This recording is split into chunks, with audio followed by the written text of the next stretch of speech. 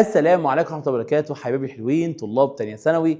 معاكم مستر أحمد إبراهيم البطل يا فندم بالنسبة لك، مدرس علم الكيمياء ومدرس العلوم المتكاملة. طبعا يا فندم بالنسبة لك يا دكتور، احنا النهارده بنتكلم فيها يا مستر، بنتكلم في أول باب في منهج تانية ثانوي، وهو باب المول أو الحساب الكيميائي. قبل بس ما نتكلم يا دكتور في الشغل بتاعنا، لازم بس نفهم الناس حاجة معينة قوي.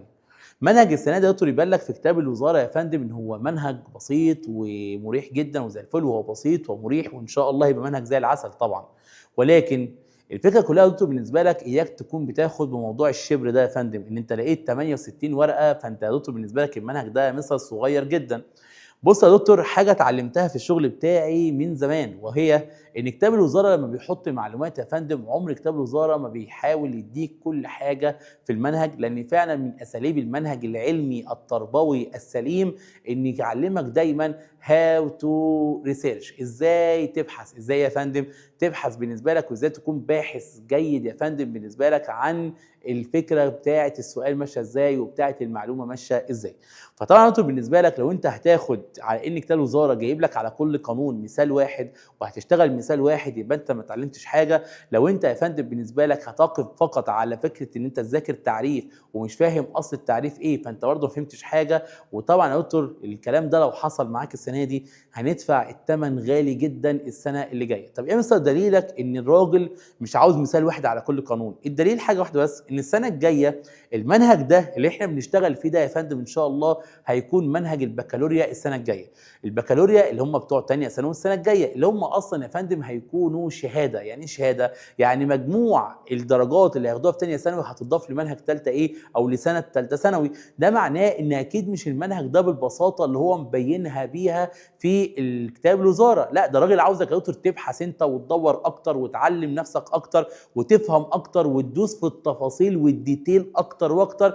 وده يا فندم ان شاء الله ده اللي احنا هنشتغل عليه وده اللي احنا هنعمله. احنا مش هنعمل يا فندم نشرح لك من على السطح او من على الوش، احنا عاوزين نطلع ناس رجاله في الكيمياء، ناس فاهمه كيمياء، ناس يا دكتور مش فكره حافظه كيمياء، ناس فاهمه هي بتعمل ايه وعاوزه ايه، ناس يا دكتور محتاجه تطلع حاجه كويسه في المجتمع وتفرح اهلها وتفرح كل الناس اللي حواليها. فطبعا انتوا بالنسبه لك لما نيجي نبص المنهج تانية ثانوي هو انقسم لجزئين، جزء جاي اصلا من اولى ثانوي يا مستر وجزء جاي اساسا من تانية ايه ثانوي. الجزء اللي جاي من اولى ثانوي يا مستر هو جزء خاص بالحساب الكيميائي وده كان في الباب الثاني، وجزء خاص يا مستر بالحساب الكيميائي برضو ولكن في الباب الثالث ترم اول اولى ثانوي وهو تركيز المحاليل. بينما منهج تانية ثانوي اللي كان في الترم الاول السنه اللي فاتت هو جه بالظبط زيه بالظبط. يعني انت كده يا فندم خدت خلاصه الحسابات الكيميائيه في منهج اولى ثانوي وخدت منهج تانية ايه ثانوي. اذا انت بتدرس كام منهج؟ يعتبر انت بتدرس منهجين في منهج ايه واحد. وده اللي يقول لك يا فندم المنهج 68 صفحه. ايه 68 صفحه دي يا جماعه؟ ازاي يعني 68 صفحه في منهج زي ده؟ ولكن المنهج مش مفروض، لان لو كان اتفرد والله ما كان هيتفرد على اقل تقدير 150 200 ورقه باقل تقدير يا فندم. اذا احنا مش عاوزين بقى يا فندم نقعد نتكلم فكره ايه ان مثلا ما المنهج سهل فانت بتصعبه ليه. انا مش هصعب حاجه، هو ده المنهج ولازم يتشرح بالطريقه دي ان كنا عاوزين نكون بيرفكت في الكيمياء بالنسبه لي. وانا ما بعرفش اشتغل غير مع الطالب اللي هو يكون يا فندم نفسه يكون بيرفكت بجد وعاوز يوصل لحاجه هو نفسنا كلنا نوصل لها، ان هو يكون دكتور او باشمهندس او في احدى كليات القمه كما يقال في المجتمع ان هي كليات قمه يعني. امين امين. اذا يا دكتور بالنسبه لك احنا بنشتغل بصدق عشان خاطر يا فندم بالنسبه لك انت تكون كويس. فطبعا هننزل فيديوهات وهننزل فيديوهات كتير جدا، وعندنا منصه لتانية ثانوي وان شاء الله يا فندم تفاصيلها هتنزل لك يا دكتور تباعا. فكل حاجه هنعملها لك عشان تكون انت انسان كويس جدا في علم الكيمياء باذنك انت رب. وطبعا لازم تفهم ان دي اخر سنه تاسيس للكيمياء بتاعتك، يعني انت اصلا بتتاسس السنه دي، انا بتكلم على الدفعه دي بس، بتتقاس السنه دي عشان ثالثه ايه ثانوي. لكن السنين الجايه ان شاء الله يا فندم انت عندك البكالوريا، فالطالب اصلا داخل من اول ما هو داخل السنه هيبقى داخل على شهاده، فطبعا ده هيبقى اصعب. فانت احمد ربنا يا طالب تانية ثانوي السنه دي ان انت لسه السنه الجايه شهاده، وده يديك فرصه تتمتع وتتاسس كويس في الكيمياء عشان خاطر السنه الجايه ما تبقاش سنه صعبه عليك لا قدر الله ان شاء الله. تعالى يا فندم، ايه يا مستر بقى؟ مستر بيتكلم على ايه؟ اول باب بيتكلم على حاجه اسمها الحساب الكيميائي. الحساب مين؟ الكيميائي، اللي هو يا مستر حاجه اسمها المول. حاجه اسمها ايه؟ المول. فطبعا يا فندم يا مستر لو انت يا مستر جيت بصيت ايه ده انا عامل سلايد فاضي ليه؟ السلايد الفاضي ده يا مستر معناه بالنسبه لي اللي هو فلاش باك كده. هو احنا يا مستر خدنا المول ده قبل كده؟ ايوه. خدت المول فين يا مستر؟ احنا خدنا المول قبل كده يا فندم في منهج علوم متكامله. يا مستر ازاي ده ما اتشرحش؟ لا يا حبيبي اتشرح. اتشرح يا فندم، بس كونه ما اتقالكش او ما اتشرحش او اتكروت لك او ايا كان حصل ايه يا فندم بالنسبه لك، او انت اللي كروته في المذاكره، لان طبعا مفيش مدرس هيبقى عنده معلومه ويبخل عليها على اي طالب، لكن انت يا فندم اللي كروت في المذاكره وخلاص. واحنا بنبتدي عهد جديد مع بعض في الكيمياء ان احنا كلنا بنبدا من الصفر. نبدا ايه؟ من الصفر. فطبعا المول ده يا مستر كان ايه هو المول؟ المول يا مستر بالنسبه لك كان ليه انواع. المول كان ليه ايه؟ انواع. والمول ده اتشرح في الكورس التاسيسي الخاص بيك في ثانيه ثانوي اللي موجود دلوقتي على اليوتيوب، وبرضه هشرحه تاني وكانك اول مره ايه تشوفه بالنسبه لك. ايه يا مستر المول ده يا فندم بالنسبه لك؟ قال لك يا مستر المول ده كم نوع؟ قال لك انواعه كتير، منها لازم او ممكن يا مستر يكون مين؟ ممكن يكون يا مستر مول ذره، او ممكن يكون يا مستر مول جزيء. مول ذره او مول ايه؟ جزيء. والمول الذره ده يا مستر بالنسبه لك زي مين؟ يعني مثلا بقول لك مول ذره كالسيوم، مول ذره يا مستر الومنيوم، مول ذره يا مستر بالنسبه لك صوديوم، مول ذره مين؟ بوتاسيوم. طب يا مستر المول جزيء زي مين؟ قال لك والله يا مستر زي مثلا بقول لك O2، لما اقول لك يا مستر بالنسبه لك مثلا CO2، لما اقول لك يا مستر بالنسبه لك Na2CO3، لما اقول لك يا مستر CaCl2، دي كلها جزيئات. ولكن انت عارف كويس قوي ان دوت جزيء مين؟ عنصر. ودي كلها مستر بالنسبه لك جزيئات مركبات. طب يا مستر هل المول يختلف من هنا لهنا؟ قال لك والله يا فندم في التعريف لا يختلف. ازاي؟ يعني مثلا بقول لك المول ذره، قال لك المول ذره يا مستر هو كتله الذره ولكن معبر عنها بالجرامات. ايه كتله الذره دي؟ اي رمز بالنسبه لك يا فندم عنده كام رقم؟ مستر عنده رقمين، رقم موجود هنا يا فندم ورقم موجود هنا. مين هنا يا مستر؟ ده اسمه العدد الذري. اسمه ايه؟ العدد الذري. طب مين ده يا مستر بالنسبه لك؟ قال لك يا فندم اسمه العدد الكتلي بالنسبه لك. يبقى يا مستر انت عندك في حاجه دايما في رقمين على اي عنصر، عدد ذري وعدد مين؟ كتلي. طب العدد الذري يا مستر اللي احنا بنسميه الزد نمبر، اما العدد الكتلي اللي احنا بنسميه يا فندم الاتوميك ماس نمبر. اتوميك ماس ايه؟ نمبر بالنسبه لك اللي هو العدد الكتلي. اللي احنا مثلا كنا بنسميه دلوقتي اسمه العدد الكتلي ايه؟ اسمه العدد الكتلي او الكتله الذريه، او الكتله مين؟ الذريه بالنسبه لك. يبقى يا مستر انت عندك رقمين بيظهروا على اي ذره عنصر، عدد ذري وعدد كتلي. العدد الكتلي هو الكتله الذريه بالنسبه لك. طب حلو قوي. يعني مثلا بقول لك الكالسيوم هتقول لي كام؟ 20. هتقول لي 40. الومنيوم هتقول لي 13. هتقول لي 27. الصوديوم هتقول لي 11. 23. هتقول لي يا مستر البوتاسيوم 19. 39. دي الارقام يا فندم بالنسبه لك. لكن مين الارقام اللي تهمك في المول؟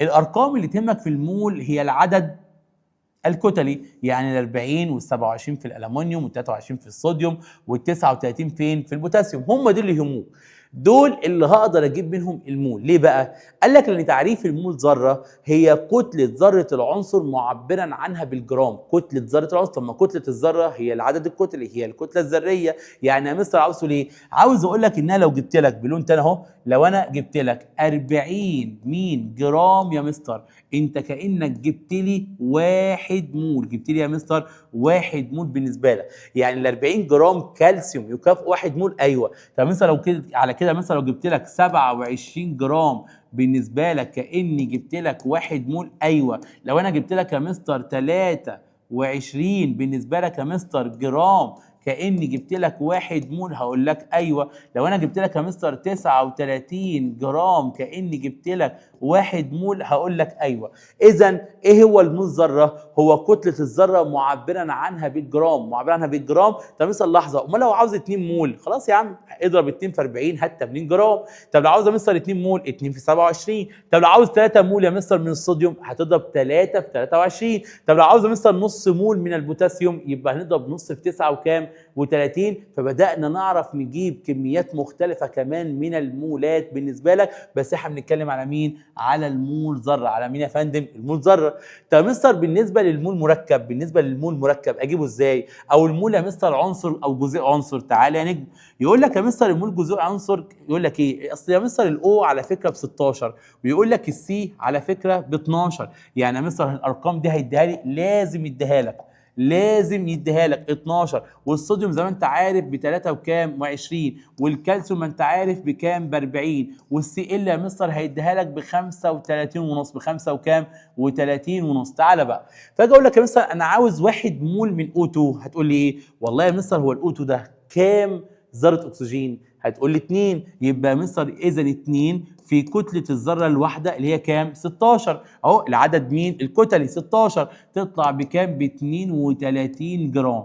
تخيل ال 32 جرام يكافئوا 1 مول مين؟ اكسجين. 1 مول يا فندم اكسجين. طب تعالى CO2 بيقول لك تعال انت عندك كام سي؟ واحده. حلو. يعني يا مستر انت عندك يا مستر بالنسبه لك سي واحده، فانت عندك يا فندم بالنسبه لك 12 جرام، زائد عندك كام او؟ 2. يعني زائد 2 في 16 يطلعوا كام؟ يطلعوا 44 مين جرام. طب تعالى طب Na2CO3 نفس الكلام بقى. يقول لك ال Na يا مستر بكام؟ ما هي مديها لك بكام يا دكتور؟ ب 3 وكام و20. يبقى وعندك كام ذره صوديوم؟ 2. يبقى 2 في 23. واقول له زائد كام سي؟ واحده، يبقى زائد 12. اقول له زائد كام او؟ 3. يبقى زائد 3 يا مستر في 16 يطلع لك كام؟ 106 مين جرام بالنسبه لك. طب تعالى CaCl2 السي بكام؟ ب 40. يبقى اقول له يا مستر زائد 40 او 40 زائد كام؟ Cl 2. كل Cl بكام؟ ب 35 ونص. يبقى زائد 2 في 35 ونص يطلع لك كام؟ يطلع لك يا مستر 111 مين جرام بالنسبه لك. اذا وده كله طبعا يا فندم بيكافئ مين؟ ده كله بيكافئ 1 مول، وده كله يا مستر بيكافئ 1 مول، وده كله يا مستر بيكافئ 1 مول، وده برضو بيكافئ كام؟ 1 مول. يبقى اذا يا مستر لو جيت قلت لك عرف لي المول جزيء، هو مجموع كتل ذرات العناصر الداخله في تكوين الجزيء، ولكن معبرا عنها بالجرامات. معبرا عنها بايه يا فندم؟ بالجرامات. تاني اهو. يبقى ايه يا مستر 1 مول جزيء؟ هي مجموع الكتل الذريه الداخله في تكوين الجزيء معبرا عنها بالجرامات. تاني اهو. هو مجموع الكتل الذريه الداخله في تكوين الجزيء معبرا عنها بايه؟ بالجرامات يا فندم. يديك الواحد ايه؟ الواحد مول. على كده مثلا لو الراجل ده اداني اي مركب بنفس الطريقه، طبعا يعني مثلا جيت قلت لك يا مستر CuSO4، اذا علمت ان الCu 63 ونص، والاس يا مستر ب 32، والاو يا مستر ب 16، وجيت طلبت منك هات لي يا مستر الواحد مول. تعال هقول لك مجموع كتل الذرات الداخله في تكوين المركب ده ونعبر عنه بالجرام. يعني انت عندك الCu بكام؟ الCu ب 63 ونص، زائد عندك كام اس؟ واحده، يبقى زائد 32. عندك كام او؟ 4، يعني زائد يا مستر بالنسبه لك 4 في 16 بالنسبه لك. يعني يا مستر يطلع بكام؟ انت عندك 32 64 64 66 96 ويجي لنا يا مستر 60. انت بتتكلم 100 100 يا مستر كام؟ 90 و60 150 و6 156 159 بالنسبه لك ونص مين جرام. انت كده جبت كام مول؟ جبت الواحد مول من CuSO4. اذا مجموع كتل ذرات العناصر الداخله في تكوين اي مركب معبرا عنها بالجرام يساوي كام مول؟ يساوي يا مستر الواحد مول. يساوي كام؟ الواحد مول بالنسبه لك. طب يا مستر وبعدين يقول لك يا مستر طيب انت عندك مشكله. طبعا انت كده بتحسب مين؟ بتحسب الواحد مول؟ لا، وحسبت لك الاتنين مول اضرب في 2، وحسبت التلاته مول اضرب في 3 عادي جدا. وكمان حتى لو قلت لك هات لي نص مول، ما انت حسبت الواحد مول اضرب في كام؟ اضرب في نص. دي ما عنديش فيها مشكله يا مستر. ما انت عندك مشكله في ايه؟ انا عندي مشكله يا مستر. طب لو جيت قلت لك ايه؟ لو جيت قلت لك طب هم كام عدد المولات الموجوده في مثلا 400 جرام من ماده معينه زي مثلا ماده CaCO3، هنتصرف ازاي؟ وهتعرف ازاي ال 400 جرام دول فيهم قد ايه مولات من CaCO3؟ قال لك قبل ما ادخل في فكره لما اجيب لك بقى جرامات او اجيب لك كتله كبيره واقول لك فيها كم مول، لا ده احنا هنشتغل على حاجه ثانيه خالص، وهي في بعض المفاهيم في المول لازم تكون فاهمها. زي مين؟ زي مفهوم اسمه الكتلة المولية. الكتلة مين؟ المولية بالنسبة لك. وده مفهوم أول مرة تحصل عليه السنة دي. إيه الكتلة المولية ده يا مستر؟ قال لك الكتلة المولية هي يا مستر بالنسبة لك كتلة 1 مول. يبقى ما تعريف الكتلة المولية؟ هي كتلة 1 مول. كتلة مين؟ 1 مول. وزي ما قلت لك قبل كده كتلة 1 مول اللي هي يا مستر ايه؟ مجموع اهو الكتل مين يا فندم؟ الذرية لذرات مين؟ العناصر الداخلة في مين؟ في تكوين مين يا مستر؟ الجزيء. في تكوين مين؟ الجزيء. يعني يا مستر الكتله الموليه بيقول لك في الامتحان احسب الكتله الموليه كاني بقول لك احسب كتله 1 مول. يعني مثلا كده قلت لك ايه؟ احسب الكتله الموليه للسي اي سي او 3. احسب الكتله الموليه لسي اي سي او 3 كاني بقول لك احسب كتله 1 مول.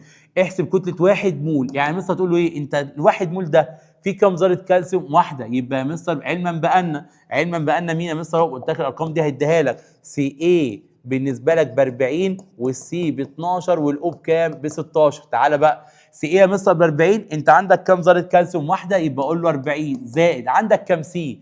واحده، يبقى اقول له 12 زائد عندك كام او؟ 3. يعني اقول له يا مستر 3 في 16 احسب يطلعوا ب 100 جرام بالنسبه لك. ولكن لما اقول لك بعد كده يا دكتور احسب لي كتله 1 مول، احسب لي ايه يا فندم؟ كتله 1 مول اللي هو احسب لي الكتله الموليه. طب انا عاوز اظهر ان دي 1 مول يا مستر، اعمل ايه؟ قال لك جرام لكل مول. جرام لكل ايه؟ مول. يبقى وحده قياس الكتله الموليه اللي هي كتله 1 مول بالنسبه لك مين؟ جرام لكل مول. طب امتى اشيل لكل مول؟ لما يكون اي رقم تاني. يعني ايه؟ يعني مثلا قلت لك احسب لي نص سي اي سي او 3، انت عملت يا مستر حطيت نص. ايه ده المعاملات دي يا مستر يعني تعبر عن المولات. فلما كان ده نص لكن هنا اصلا ما فيش حاجه واحد، يبقى هنا 1 مول هنا نص مول. طب لو قلت لك 2 سي اي سي او 3 يبقى كام مول؟ 2 مول. يبقى اذا المعاملات هي المولات. المعاملات هي المولات. يا مستر ايه هي المعاملات اصلا؟ المعاملات هي الأرقام التي تسبق المركبات. المعاملات هي الأرقام التي تسبق المركبات. تعالى يا مستر يعني ايه الكلام ده؟ فلما اقول لك يا مستر احسب لي نص مول هتقول لي ايه؟ والله ادي نص وافتح قوس يا مستر.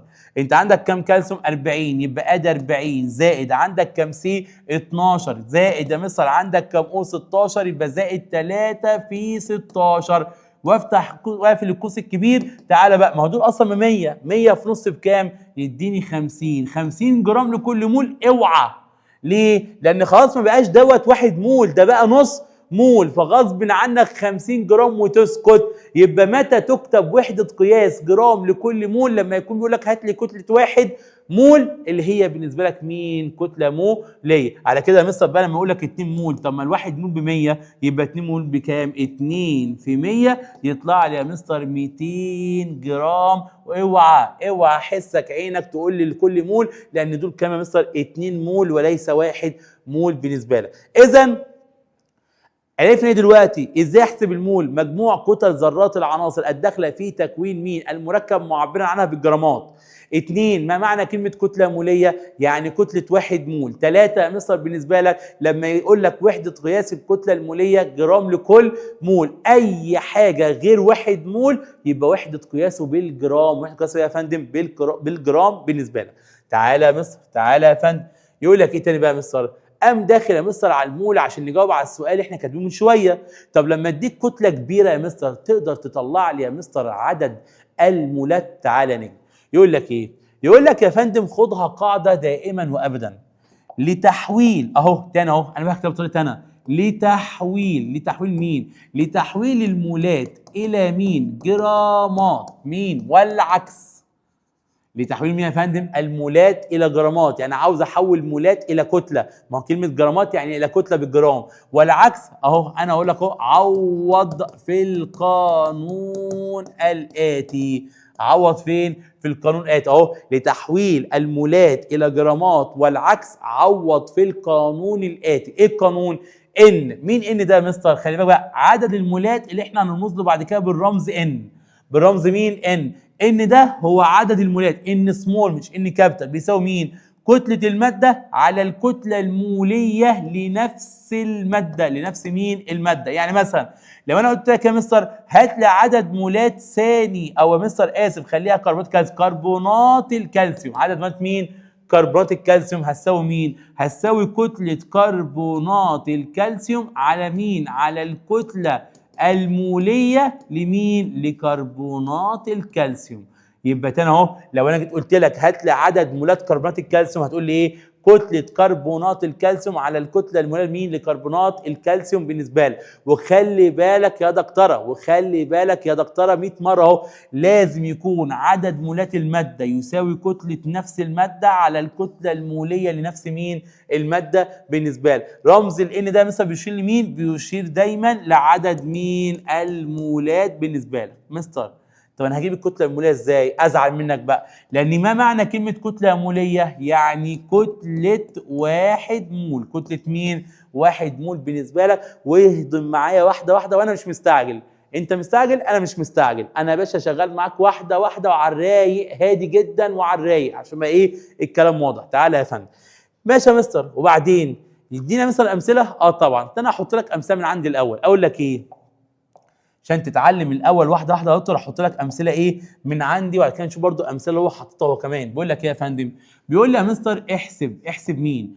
احسب يا مستر بالنسبه لك عدد مين؟ مولات الماده، او عدد مولات، او عدد يا مستر المولات الموجوده، او عدد مين؟ المولات الموجوده في 400 جرام من ماده CaCO3.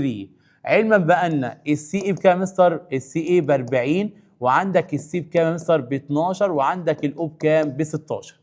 بيقول لك احسب عدد المولات الموجوده في 400 جرام من ماده يا مستر؟ من ماده CaCO3 بالنسبه لك.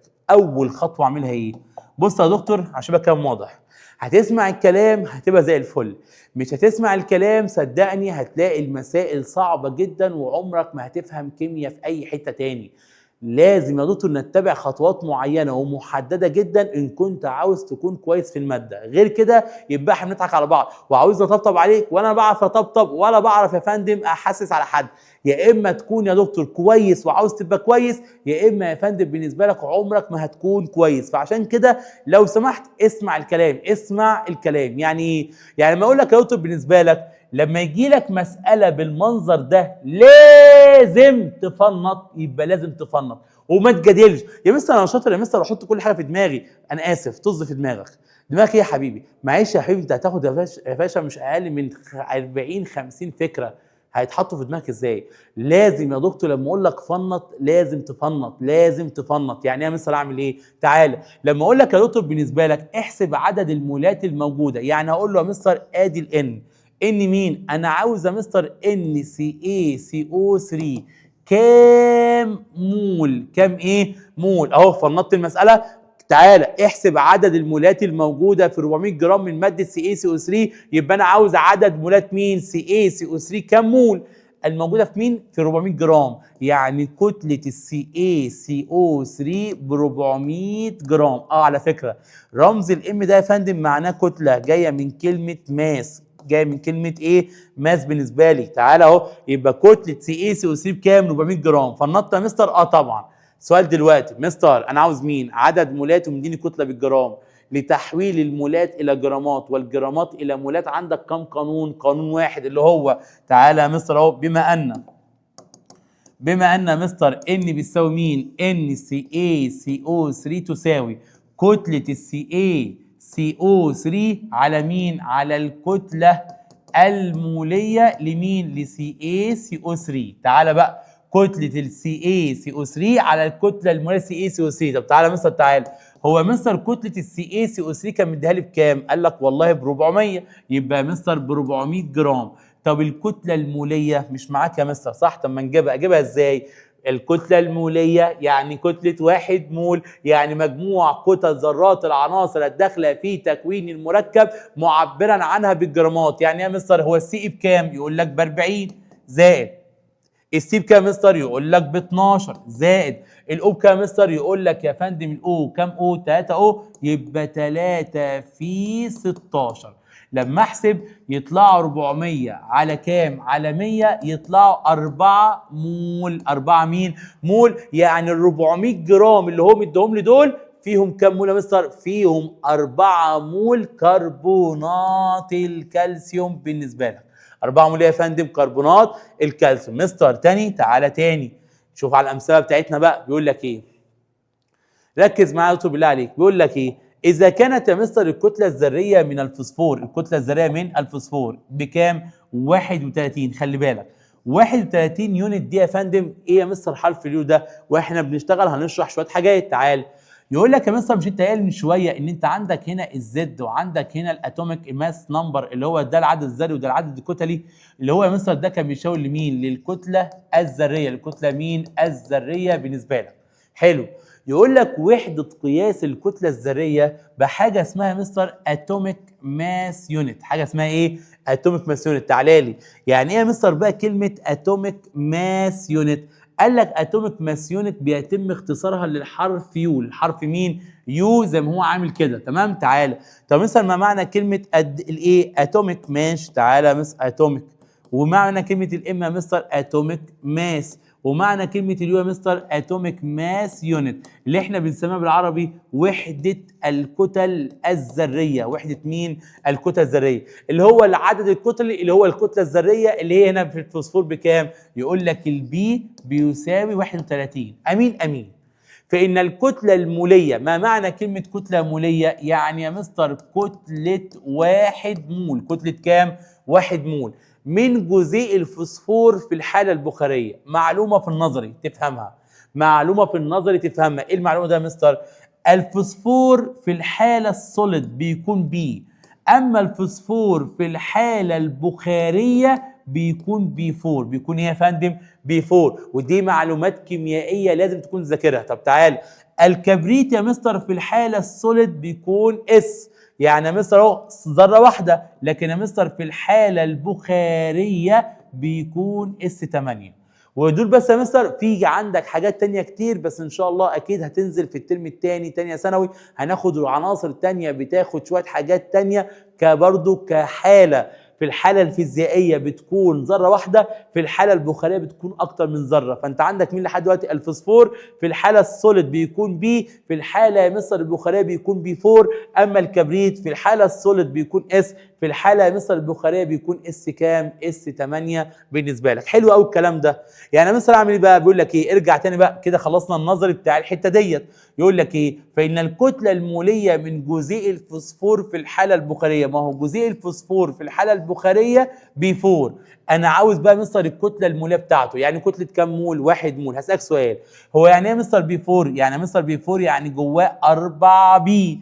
طب ما كل بي بكام؟ ب 31 صح؟ يعني 4 في 31 يديني كام مستر؟ يديني 124 جرام لكل مول، لان هي دي وحده قياس الكتله مين؟ الموليه بالنسبه لي. يبقى اذا في معلومات نظري هناخدها هتتباعا هتظهر لنا جوه المسائل هنتكلم فيها، لان طبعا لو انت بصيت كتاب الوزاره هو شال كل النظري، شال كل النظري. احنا بنحاول نعمل نظري للكلام دوت. امين امين يا فندم. طب تعالى مستر ايه تاني؟ يقول لك يا مستر مثال كمان. بيقول لك ما الكتله الموليه من ماده كبريتيت الباريوم؟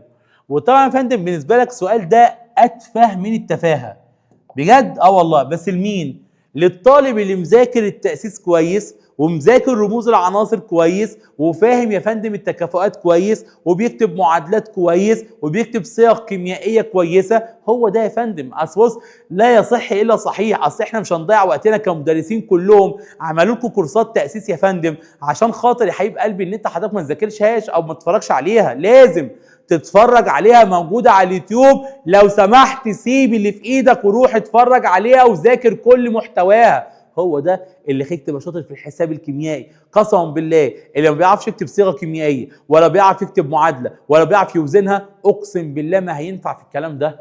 عشان يبقى كلام واضح يا دكتور، ما بنحبش نجمل. انت منهجك بدأ متاخر ومنهجك طويل جدا. لو سمحت انا عاوز رجاله، انا طالب التانية ثانوي من اعز الطلاب لقلبي، ولكن انا في الشغل ما بعرفش حد.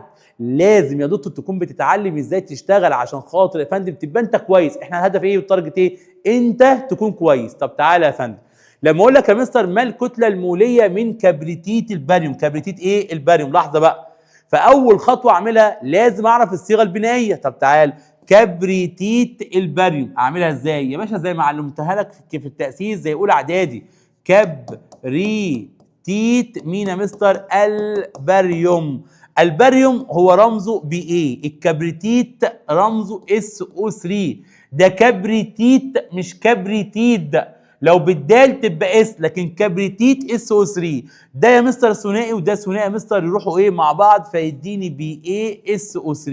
يبقى انا عاوز الكتله الموليه لمين؟ لBaSO3. طب تعالى، هو انت عندك يا مستر كام ذره باريوم؟ عندك كام ذره باريوم؟ تعالى كده، ادي يا مستر BaSO3 تساوي، عندك كام ذره باريوم؟ عندي والله يا مستر بالنسبه لك واحده. طب الواحده بكام؟ قال لك ب 137. اقول له زائد، عندك كام اس؟ برضو واحده بكام؟ ب 32. عندك يا مستر كام او؟ 3 بس يا مستر، كل او بكام؟ 16، يبقى زائد 3 في 16. احسب بقى كده يا مستر، تعالى 3 في 16 ب 48. 48 يا مستر بالنسبه لك و2 يبقى 50، يبقى دول 80. 80 و100 يبقى 170. 170 و37 200 بالنسبه لك يا دكتور، بالنسبه لك 217، يبقى الاجابه رقم الف. تعالى اهو تاني يبقى مستر انت عندك 3 في 16 يا فندم من 48 و2 50 و30 80. 80 يا مستر بالنسبه لك و100، يعني يا مستر انت بتتكلم 80 و100 انت بتتكلم 180 و37 217 فعلا جرام لكل مول، فالاجابه رقم الف. طبعا انت يا دكتور آلة حاسبه، عشان بس انت ايه آلة حاسبه، اعملها بآلة حاسبه وريح دماغك عشان بقى ايه الكلام واضح، يبقى برده سؤال سهل ما كانش فيه اي مشكله. طب تعالى كمان مثال اهو، بيقول لك ايه؟ سؤال حلو قوي يا دكتور بالنسبه لك، عشان بس تعرف قد ايه الافكار يا دكتور بتعتمد على انك تكون فاهم، مش فكره يا دكتور بتحل مثال واحد وتمشي، لا لازم تكون فاهم. تعال بيقول لك ايه؟ اذا كانت الصيغه الكيميائيه لاكسيد الانتيمون Sb2O3 فان والصيغه الكيميائيه لفوسفات الصوديوم Na3PO4 فما الكتله الموليه لفوسفات الانتيمون؟ ايه ده؟ ايه اللي حاجه غريبه ده يا مستر؟ طب هو يا مستر اصلا مديني ده ليه وده ليه؟ تعالى لي يا نجم اقول لك ليه. اصل مثلا لما يديك اكسيد الانتيمون، طب ما انت عارف يا فندم انت بتبدل التكافؤ، يعني اصلا ان انت عشان تطلع يا مستر اكسيد الانتيمون، ادي اكسيد ادي الانتيمون، فعشان يا مستر يديهولك ان الصيغه بتاعته في الاخر Sb2O3، مش انت اصلا بتبدل التكافؤ؟ طب ما ترجع تبدله تاني، التلاته تيجي هنا والاثنين تيجي هنا، يعني اصلا اكسجين ايه؟ ثنائي، وطبعا انتيمون هيبقى ايه؟ ثلاثي. يديك بص، يبقى من الصيغه دي عرفت ان الانتيمون ثلاثي التكافؤ. ثلاثي مين؟ التكافؤ. طب تعالى فوسفات الصوديوم، لما اقول لك يا مستر فوسفات الصوديوم بالنسبه لك اللي هو مين؟ اللي هو يا فندم Na3PO4. طب ما يا مستر كده الثلاثي ده التلاته بتاعت مين؟ بتاع الصوديوم. الصوديوم معروف ان هو ايه؟ احادي، يبقى التلاته بتاعت مين يا مستر؟ الفوسفات. وبالتالي يا مستر بالنسبه لك Na3PO4 بالنسبه لك، يبقى اذا يا مستر الفوسفات ثلاثي والصوديوم احادي. عرفنا يا مستر ان الفوسفات ثلاثي. تعالى بقى، فلما اقول لك بقى يا مستر فوسفات الانتيمون، انت كده عرفت ايه؟ ان الفوسفات ثلاثي، واظن انا حافظ كده اصلا، واكسيد الانتيمون باين جدا ان الانتيمون ثلاثي، يعني ده يا مستر Sb ودوت الBO4، ده ثلاثي وده ثلاثي، راحوا ايه مع بعض؟ يعني SbBO4. تعرف تطلع الكتله الموليه جدا جدا جدا. ازاي؟ انت عندك كام ذره انتيمون؟ Sb واحده. طب ما الانتيمون اصلا مدرج بكام؟ 121 اهو، 121 و8 من 10. عندك يا مستر كام ذره فوسفور؟ واحده، ادي يا مستر زائد 31. سامعك اللي بتقول لي 4 فوسفور الطم. 4 فوسفور يا فندم مش هينفع. انت عندك يا فندم قلت لك روح التأسيس هتلاقي ازاي تعد الذرات داخل اي مركب.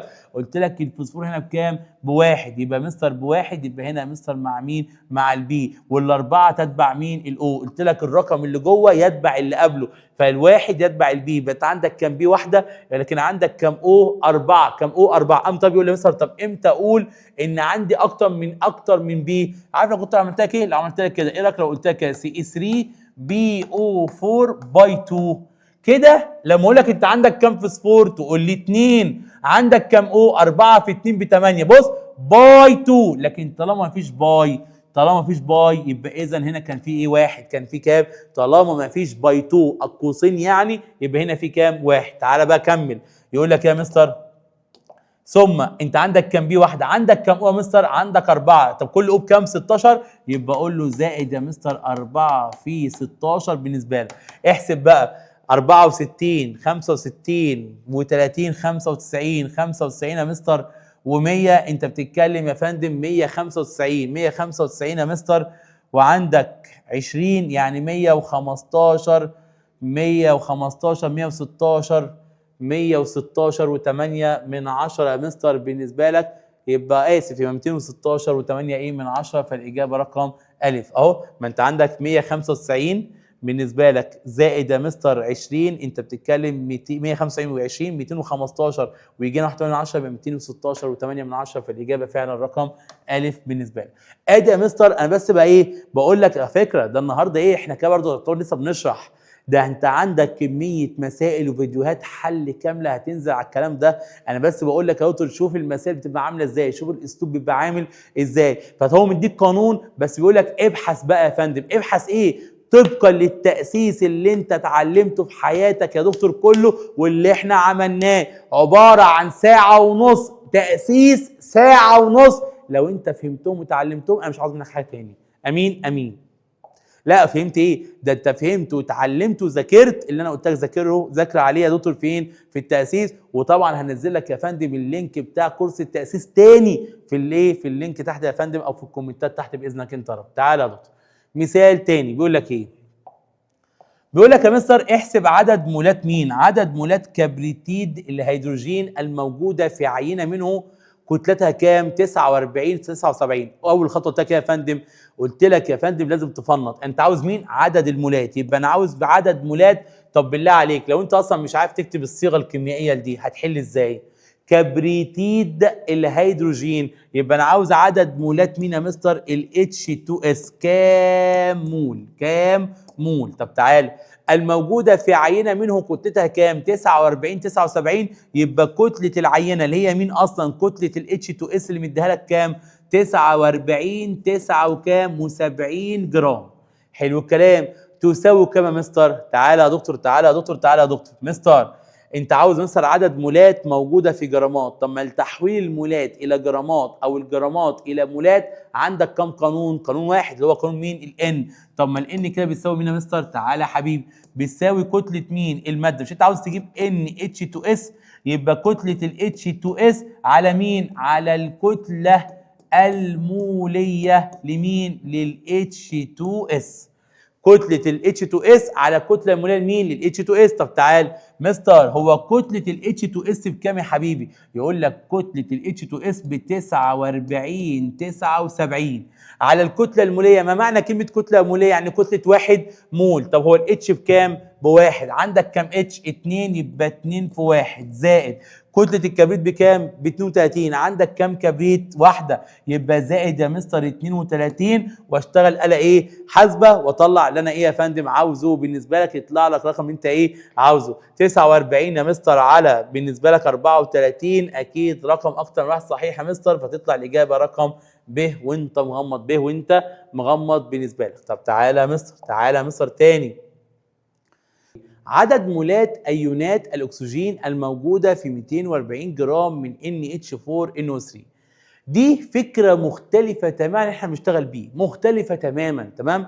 وعشان كده هقول لك لو سمحت علم لي ايه عليها كده. بص علم لي عليها، يعني علم عليها كده بالنسبه لك، واعرف ان هنقولها بس كمان شويه. هنقولها كمان ايه شويه، لان بجد بجد بجد الفكره دي محتاجه شغل جامد جدا، شغل بطريقه مختلفه غير اللي احنا كنا بنشتغل بيها، اللي هي بطريقه ايه؟ بطريقه طرفين في وسطين اللي هنتكلم فيها النهارده ان شاء الله. طب تعالى يا فندم بقى بيقول لك ايه؟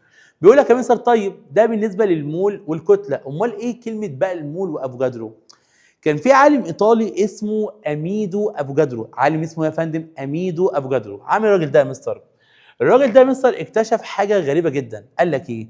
قال لك والله لما انا جبت بالنسبه لك جبت مين؟ لما جاب يا مستر مولات مختلفه، مثلا جاب 1 مول من O2، جاب 1 مول من CO2، جاب 1 مول يا مستر بالنسبه لك من CaCO3 بالنسبه لك، وجاب مستر ازاي جاب 1 مول من O2 اذا علمت ان الاو ب 16 واذا علمت ان السي ب 12 واذا علمت ان الاو يا مستر بالنسبه لك ب 16 انت قلتها مره تعال واذا علمت ان السي اي بتساوي كام 40. يقول لك ايه؟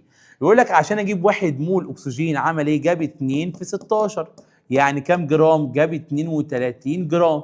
وعشان اجيب مستر 1 مول من هنا جاب 12 زائد يا مستر 2 في 16 فجاب 44 جرام. وعشان هنا يا مستر بالنسبه لك جه عمل ايه؟ جاب 40 زائد 12 زائد يا مستر 3 في كام؟ 3 في 16 فجاب يا مستر 100 جرام. حلو. فكده يبقى جاب يا مستر 1 مول من كل ماده. عامل ايه الراجل ده بقى؟ قال لك بالحسابات الرياضيه. بالحسابات مين؟ الرياضيه يا فندم. الراجل ده قدر يكتشف ان الواحد مول جزيء اكسجين يحتوي على رقم ثابت. رقم ايه؟ ثابت اسمه او رقمه بيساوي 6.2 في 10 أس 23 جزيء.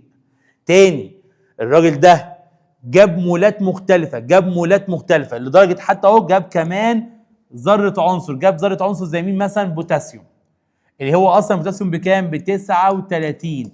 فجاب 39 جرام بالنسبه لك. 39 ايه؟ جرام بالنسبه لك اللي هو بيكافئ كام مول؟ 1 مول. يبقى جاب مستر 1 مول O2 عشان ده جزيء عنصر، 1 مول CO2 عشان جزيء مركب، 1 CaCO3 عشان جزيء مركب ايوني، جزيء مركب ايوني. وجاب مستر بوتاسيوم عشان يكون مستر جزيء ذره عنصر. جزيء ذره ايه؟ عنصر. يعني جاب انواع مختلفه من المولات. ولما جاب مثلا 32 جرام وقعد يعد فيه، قعد يعد فيها مستر عدد يا مستر الجزيئات، لقى ايه؟ لقى ان عدد الجزيئات 6.2 في 10 أس 23 جزيء. لما جه هنا يا مستر واشتغل، جه يعد عدد يا مستر بالنسبه لك الجزيئات اللي موجوده في 1 مول من CO2. سبحان الله، لقاه يا مستر بالنسبه لك كام؟ 6.2 في 10 أس 23 جزيء CO2. تعالى لما جه يعد هنا يا مستر بالنسبه لك عدد وحدات الصيغه، خلي بالك يطلق كلمه وحده الصيغه على اي مركب ايوني. تاني اهو، كلمة وحدة صيغة تطلق على أي مركب أيوني. يعني مثلا من الآخر كده كأنها جزيء، بس هو بيحاول يفرق لك كلمة جزيء عن وحدة صيغة. جزيء يبقى تفهم ان ده جزيء يا إما جزيء عنصر يا إما جزيء مركب تساهمي. لكن مثلا لما أقول لك كم وحدة صيغة يبقى ده مركب أيوني. الراجل ده لقى يا مستر، لقى برضه حاجة غريبة جدا، لقى ان عدد وحدات الصيغة اللي هي عدد بين قوسين الجزيئات الأيونية اللي موجودة هنا بيساوي 6.2 في 10 أس 23 وحدة. لما مستر جه يعد مول ذرات لقى برضو يا مستر 6.2 في 10 أس 23 ذرة. الراجل لقى يا مستر، لقى رقم ثابت في كل أنواع المولات. يعني في كل 1 مول من اي ماده رقم ثابت طبقا لنوع المول. يعني مثلا لما كان مستر جزيء سماه، لما كان جزيء لقى ايه؟ لقى 6.2 في 10 أس 23 جزيء. لما كان مستر جزيء مركب لقى 6.2 في 10 أس 23 برضه جزيء. لما كان مستر مركب ايوني وحده صيغه لقاها 6.2 في 10 أس 23 وحده صيغه. وحده مين؟ صيغه. ولما كان مول عنصر لقى برضه فيه 6.2 في 10 أس 23 ذرة عنصر. ذرة مين؟ عنصر بالنسبة لك.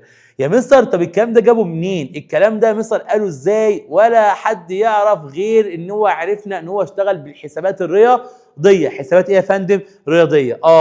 مستر ممكن تشرح لنا؟ ما هو للاسف يا فندم منهج الكتاب ده ما شرحش الكلام ده. اشرح لنا ليه طيب؟ معلش حاضر هشرحه لكم. ازاي الراجل قدر يوصل ان اي مول من اي ماده يحتوي على عدد ثابت اسمه عدد افوجادرو، وله قيمه ثابته. قيمته بكام؟ 6.2 في 10 أس 23 على حسب نوع الوحدات او نوع الجزيئات او نوع الذرات اللي موجوده فين؟ في المول الواحد. الرقم ده جه منين يا مستر؟ دي قصه رياضيه هنتكلم فيها دلوقتي.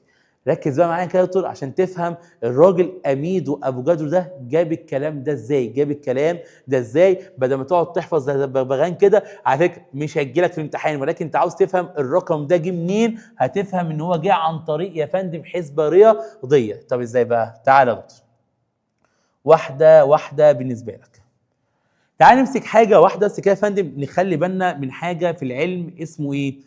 طبعا لسه قايل لك من شويه ان اي عنصر بالنسبه لك عنده عدد ذري وعنده عدد كتلي. حلو. وعرفنا من شويه ان العدد الكتلي هو الكتله الذريه. برضو حلو يا مستر، ماشي، عرفنا الكلام ده. وعرفنا كمان من شويه برضو ان الكتله الذريه بتقاس بوحده اسمها الاتوميك ماس يونت. طب بقى الاتوميك ماس يونت ده بيساوي كام؟ الاتوميك يعني كل واحد اتوميك ماس يونت يعادل 1.66 في 10 اس سالب 24 من الجرام. تاني اهو، الواحد اتوميك ماس يونت يكافئ كام؟ 1.66 في 10 اس سالب 24 من الجرام. يعني رقم لا يرى حتى بالميكروسكوب، لان ده اصلا واحد اتوميك ماس يونت. يعني على مستوى الذري، على مستوى مين؟ الذري، اللي هو مستوى يا فندم بالنسبه لك لا هو يخضع للميكروسكوب حتى ولا العين الايه المجرده بالنسبه لك. حلو يا مستر. برضه استفدنا ايه؟ تعال اقول لك. مش لو جبت لك 1 مول، نفترض مثلا 1 مول كالسيوم. 1 مول مين يا فندم؟ كالسيوم بالنسبه لك. تمام. مش ده احنا اتفقنا بيكافئ 40 بالنسبه لك يا مستر جرام؟ بس يا مستر الواحد مول كالسيوم الكتله الذريه بتاعته بكام؟ ب 40. 40 ايه؟ اتوميك ماس يونت. حلو. يعني واحد ذره كالسيوم بكام؟ ب 40 اتوميك ماس يونت. واحد ذره ايه؟ كالسيوم، الذره الواحده من الكالسيوم ب 40 اتوميك ماس يونت، اللي هو العدد الكتلي. حلو. مش الراجل ده بيقول لك يا مستر ان كل واحد مول يحتوي على 6.2 في 10 اس 23 بالنسبه لك يا فندم ذره؟ حلو اهو. يعني يا مستر الواحد مول بيساوي كتله الذره الواحده في عدد الذرات. ده المفروض يا مستر، ده المفروض. انت عملت ايه دلوقتي كده يا مستر؟ ركز معايا كده. عملت ايه؟ انا كده جبت لك يا دكتور الكتله بتاعه الذرات كلها، ولكن جبتها بمين؟ بالاتوميك ماس يونت. زي ايه بالظبط؟ لو انا جبت لك يا فندم بالنسبه لك قلت لك يا مستر ايه؟ دي تفاحه اهو، ادي ايه؟ دي تفاحه بالنسبه لك اهو يا فندم. وجيت قلت لك ايه؟ اذا كان كتله التفاحه الواحده ديت يا مستر ب 20 جرام، فلو انا جبت لك 100 تفاحه هتعمل ايه؟ يبقى كتلتهم كلهم بكام؟ هتقول لي 20 في كام؟ في 100، فهتقول لي كام؟ 2000 جرام. فلما اضرب كتله في عدد باخد نفس وحده ايه؟ القياس. نفس الكلام. انا جبت لك كتله الذره الواحده ب 40 اتوميك ماس يونت. العدد الكلي بكام اللي موجود في كل واحد مول؟ الرقم ده اللي هو قاله 6.2 في 10 اس كام؟ 23. يعني انت جبت مثلا كل الكتله بكام؟ جبت كل كتله بالاتوميك ماس يونت. حلو. طب انا عشان احول مثلا من 1 اتوميك ماس يونت لجرام هضرب في مين؟ في الرقم ده. فتخيل بقى لو انا عاوز احول الكتله دي كلها لجرامات، يقول لك اضرب في 1.66 في 10 اس كام يا فندم؟ اس سالب 24. لو انت ضربت الكتله كلها بالاتوميك ماس يونت في الرقم ده هتاخد رقم بالجرام. عارف هتاخد رقم قد ايه؟ هيطلع لك كده حوالي 99.98% جرام. ما انت حولتها لجرام. هسألك سؤال، هو 99.98 مش تقريبا تساوي 40؟ فعرف الراجل يبقى احنا ليه بنشتغل بالكتله الذريه بنعبر عنها بالجرام؟ لان الكتله الذريه بنعبر عنها بالجرام هي اللي هتديني العدد ده 6.2 في 10 اس 23 ايه؟ ذره بالنسبه لي. عشان كده يا مستر ما بقاش نشغل بالنا كتير. انت عندك ذره، هات الكتله الذريه عبر عنها بالجرام، لانها فعلا الكتله الذريه بالاتوميك ماس يونت مضاعفاتها تساوي تقريبا ايه يا فندم؟ بالجرام. لان كل واحد مول فيه عدد اسمه عدد افوجادرو، رقم ثابت. فبص، فالرقم ده اصلا بيولاشي الرقم ده. فعشان كده ال 40 بتظل يا فندم هي ال 40، بس كده طبعا انت حولت بالجرام. مستر طب لو كان وحدات هتمشي نفس الطريقه؟ تعالى كده.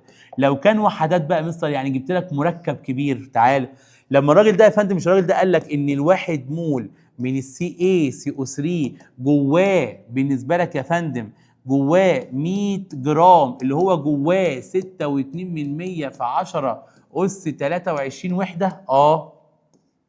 طب تعالى مثلا عاوزين نثبت ان ال 100 جرام هم الرقم ده. طب تعالى لو قلت لك يا فندم هو السي اي سي او 3 كتله الوحده الواحده، يعني كتله الذرات اللي في وحده واحده بكام؟ يقول لك كتله الذره بتاعت الكالسيوم ب 40 اتوميك ماس يونت. والكربون ب 12 اتوميك ماس يونت، والاكسجين يا مستر 3 في 16 اتوميك ماس يونت. مجموع دول يا مستر كلهم كام؟ مجموع دول كلهم ب 100. 100 مين؟ 100 اتوميك ماس يونت. حلو. طب يا مستر دي كتلة الوحدة الواحدة، كتلة مين؟ الوحدة الواحدة. طب مش الراجل قال لك ان الواحد مول في الرقم ده يا مستر من الوحدات؟ يعني لو ضربت يا مستر الكتلة دي كلها اللي هي 100 اتوم ماس يونت ضربتها في 6.2 في 10 أس 23، في 10 أس كام؟ 23. أنا خدت الكتلة على بعضها بالأتوم ماس يونت. طب لو عاوز أحولها بالجرام هضرب في كام بقى؟ هضرب يا مستر في 1.66 في 10 أس سالب 24 جرام.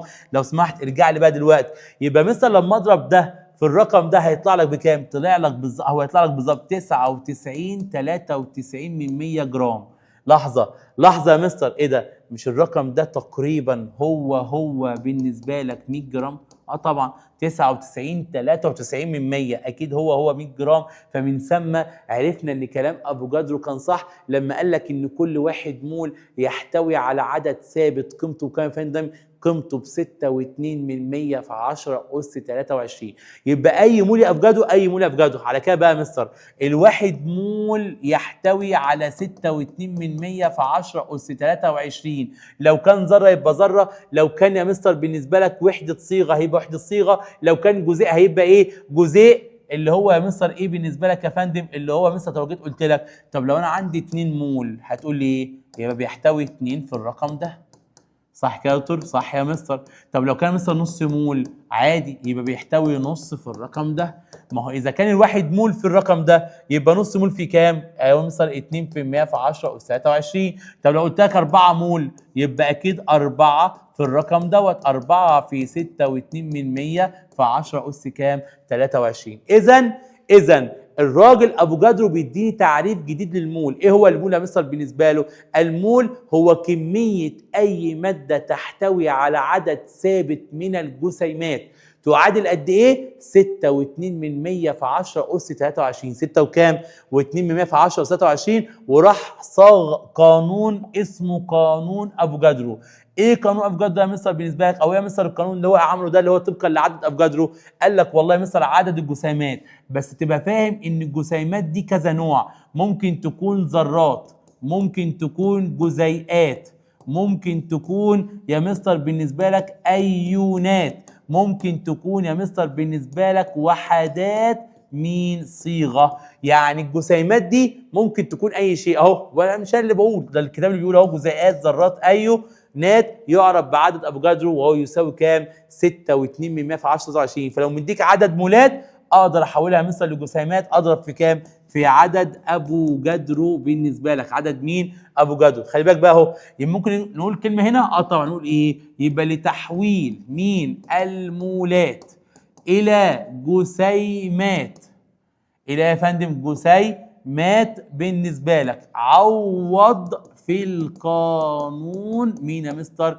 الاتي ان عدد الجسيمات بيساوي ان اللي هي عدد المولات في مين؟ في عدد ابو جدرو. عدد الجسيمات بيساوي ان اللي هي عدد المولات في مين؟ في عدد ابو جدرو بالنسبه لك. حلو يا مستر. طب تعالى يا مستر بقى نشوف امثله. تعالى نشوف امثله يا فندم. بيقول لك ايه؟ بيقول لك يا مستر ما عدد الجزيئات في عينه من الامونيا. عدد مين؟ الجزيئات في عينه من الامونيا، بمعنى كتلتها 43.5 جرام. هبدا لك انا مساله من عندي الاول عشان خاطر يا فندم تفهم الربط الاول. تعالى ادي صفحه فاضيه اهي، جزئيه فاضيه اهي، فانت تعالى نشتغل فيها. اجي اقول لك ايه؟ نطبق بس على القانون الاول وهو بسيط، وبعد كده نشوف الامثله اللي هو بيديها لنا ازاي. بيقول لك ايه؟ اجي اقول لك كده احسب مين يا مستر؟ احسب يا مستر بالنسبه لك عدد الجزيئات الموجوده في كام يا مستر؟ في 2 مول من النشادر. من مين يا فندم؟ النشادر. طبعا يا فندم قلت لك اول خطوه تعملها ايه؟ لو سمحت فنط المساله. يعني ايه فنط المساله؟ هقول له مثلا عاوز مين؟ انا عاوز عدد الجزيئات، يبقى اقول له كده عدد الجزيئات. عدد مين؟ الجزيئات. كام جزيء؟ عدد مين؟ الجزيئات كام جزيء؟ الموجوده في مين؟ عدد جزيئات مين؟ النشادر. الموجوده في مين؟ يقول لك عدد مولات النشادر بكام يا مستر؟ قال لك ب 2 مول. فنطت المساله؟ طب انا مثلا عشان احول المولات الى جزيئات او الجزيئات الى مولات عندك كام قانون؟ هو قانون واحد. تعالى بقى يا حبيبي، ايه القانون ده يا مستر؟ بيقول لك ايه؟ بما ان عدد الجزيئات يساوي ان في مين؟ في عدد افوجادرو اللي هو 6.2 في 10 اس كام؟ 23. طب مستر ان بكام؟ ما هو الان قال لك بكام؟ ب2، يبقى 2 في 6.2 في 10 اس 23 يديك كام؟ 12.4 في 10 اس 23 مين يا مستر؟ جزيء بالنسبه لك. اكتب ورايا كل المسائل اللي بكتبها لك، انا بمشي معاك واحده ايه واحده، حتى لما بلاقي مساله يعني فيها ربط ولا حاجه لا بنشتغل اول على القانون عشان نعرف نربط ايه براحتنا. طب تعالى يا فندم، تعالى يا دكتور يا مستر، طب ادي بقى المثال ده. تعالى يا حبيبي، هو بيقول لك ايه؟ بيقول لك يا مستر ايه؟ ما عدد الجزيئات. فنط المساله، ما بعملش اي حاجه غير ان انا ايه الاول بفنط المساله. تعالى يا حبيبي، انا عاوز مين يا مستر؟ انا عاوز عدد الجزيئات. عاوز مين؟ عدد الجزيئات. ما عدد الجزيئات يا مستر بالنسبه لك؟ كام جزيء؟ حلو. الموجودة في عينة من الأمونيا مقدارها كام؟ مقدارها 43.5 جرام، يعني كتلة النشادر 43.5 مين؟ ونص جرام. تعالى يا مستر، 43 كام؟ ونص جرام بالنسبة لك. حلو الكلام.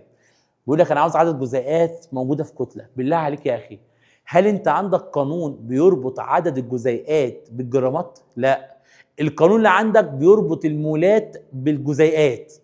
طب يا مستر ما انا اعمل ايه؟ ما هو اديني جرامات. طب حلو قوي، طب ما تحول الجرامات الى مولات. ازاي؟ مش انت عندك قانون واحد بيحول الجرامات لمولات؟ تعالى يا حبيبي، اللي هو اني بقى يا مستر؟ تعالى يا نجم، هقول له يا مستر، هقول له بما ان مش ان بتساوي ان مين؟ ان نشادر بتساوي مين؟ بتساوي كتله النشادر على مين يا مستر؟ على الكتله الموليه. على مين؟ الكتله الموليه. لمين؟ للنشادر. حلو.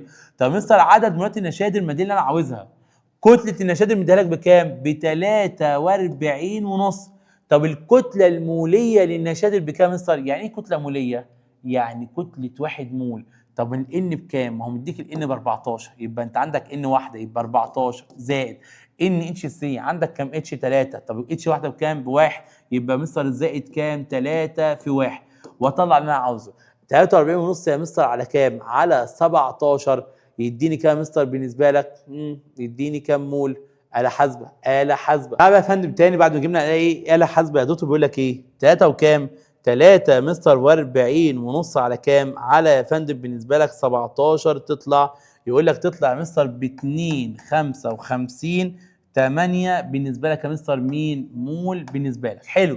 جبت عدد مين؟ المولات. يقول لك يا مستر طب الخطوه الثانيه لتحويل المولات الى جزيئات عندك كم قانون؟ واحد. اقول له بما ان يا مستر عدد الجزيئات بيساوي مين؟ ان في عدد مين؟ ابو جدرو. في عدد مين؟ ابو جدرو تساوي يعني 2 5 5 8 258 يا مستر من 1000 في 6.2 في 10 اس 23. تطلع لي كام مستر؟ ما انا مضى بالرقم دوت اهو، في 6.2 في 10 اس كام؟ 23. تطلع لك بكام؟ تطلع لي يا مستر بالظبط 1.54 في 10 اس 24 جزيء. فتطلع لي الاجابه مستر رقم كام؟ رقم ج بالنسبه لك.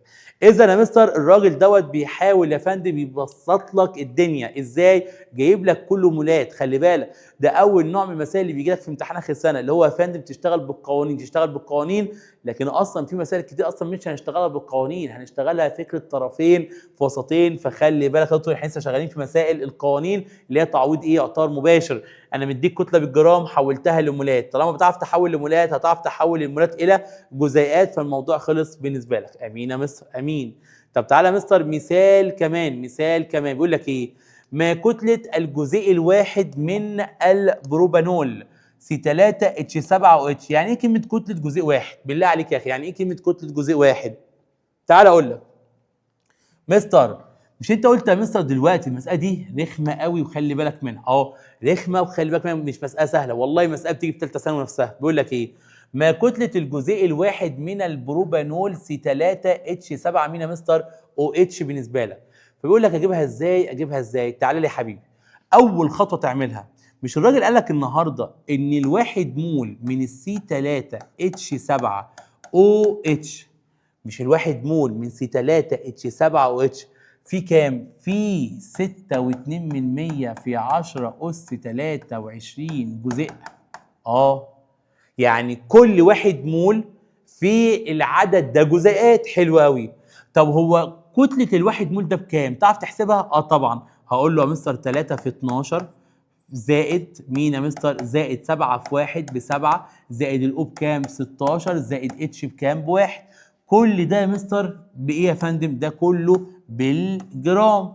فيهم كام؟ فيهم 6.2 في 10 أس 23 مين يا مستر؟ جزيء. 6.2 في 10 أس 23 يا مستر جزيء بالنسبة لك. حلو الكلام. يعني الكتلة بالجرام دي فيها الرقم ده، لأن ده كتلة واحد إيه؟ مول، صح؟ طب بالله عليك يا أخي، يبقى لما يكون كل الجزيئات دي وزنها دول، يبقى الواحد جزيء وزنه كام؟ طرفين في وسطين. وزنه كام؟ طرفين في وسطين. تاني اهو. يبقى تاني، لما تكون كل الكتله دي يا مستر فيها الرقم ده، يبقى الواحد جزيء يا مستر فيهم كام بالنسبه لك؟ واشتغل يا مستر طرفين في ايه؟ في وسطين بالنسبه لك. يطلع كام؟ يطلع لك اكس تساوي مين؟ اكس دي يا مستر؟ اكس دي كتله الجزيء الواحد. كتله مين؟ الجزيء الواحد. هيساوي يا مستر كل الكتله الموليه على عدد الجزيئات. كل مين؟ الكتله الموليه على عدد الجزيئات. يعني يا مستر اقول له 3 في 12 36 36 و8 44 44 16. انت بتتكلم يا مستر 60. يعني انت بتتكلم 60 على كام؟ على 6.2 في 10 أس 23. يبقى اذا كان كتلة كل دول ب 60 جرام، يبقى كتلة الجزيء الواحد بكام؟ طرفين في وسطين. ويطلع لك كام مستر بالنسبة لك؟ فطبعا استحالة 60 جرام. استحالة تكون 60 جرام، واستحالة يكون رقم بالموجب بالمنظر ده. يبقى الإجابة يا إما مستر ألف يا إما مين؟ يا إما ب. ألف يا إما ب بالنسبة لك. تعالى كده نحسبها. يقول لك إيه يا فندم أهو؟ يبقى عندك 60 على كام؟ على مستر بالنسبة لك 6.2 في 10 أس كام؟ 23 هتساوي يتساوي مستر بالظبط 9 في 10 أس سالب 23. أظن مستر بالنسبة لك يبقى أكيد الإجابة مين؟ رقم ألف بالنسبة لك. سؤال حلو قوي من الأسئلة الرخمة جدا، خلي بالك منها. تاني، إذا كان الواحد مول فيه الرقم ده جزيئات، الواحد مول أهو في الرقم ده جزيئات. طب ما الواحد مول اصلا بكام جرام؟ بالرقم ده اللي هو كام؟ 60 جرام. يبقى 60 جرام يكافئوا الرقم ده جزيئات.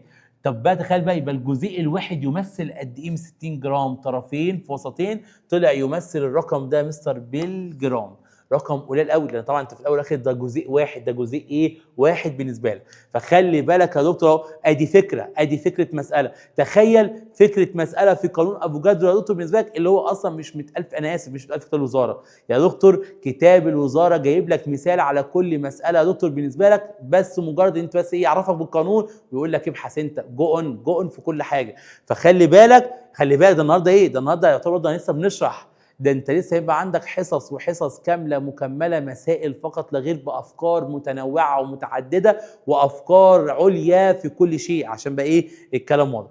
اذا يا مستر كتله الجزيء الواحد بكام؟ كتله الجزيء الواحد يا مستر طلع بالرقم ده بالجرام بالنسبه لك. امين. تعالى نجم مثال 2. بيقول لك ايه؟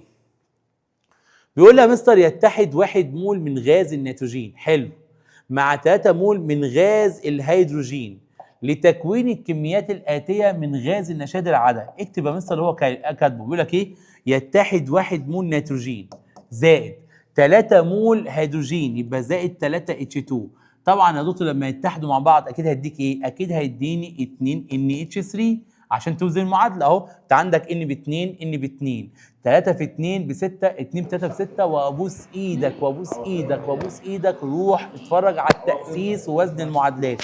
مش هقول تاني يا جماعه، والله اقسم لك برب الكعبه الموضوع هيبقى صعب جدا لو انت ما ذاكرتش كورس التأسيس كويس. يا جماعه الموضوع مش رفاهيه، وبراحتك انت اللي هتدفع الثمن. والله العظيم انا بحبك، ولو مش بحبك مش هقول لك الكلام دوت. روح ذاكر كورس التأسيس كويس يا فندم، عشان خاطر احنا هنشتغل في ليفل عالي جدا. احنا هنشتغل في ليفل انك تكون متميز السنه الجايه، عشان يبقى ايه؟ الكلام واضح. طب تعالى بقى يا مستر، ايه بقى؟ طلع مين يا مستر؟ طلع 2 NH3. طلع كام؟ طلع 2 مول نشادر. طلع كام؟ 2 مول نشادر. حلو قوي الكلام ده. طب يا مستر اذا بيقول لك ما عدا، لكن طلع 2 مول فدي صح. بس انا عاوز ما عدا واحده بس.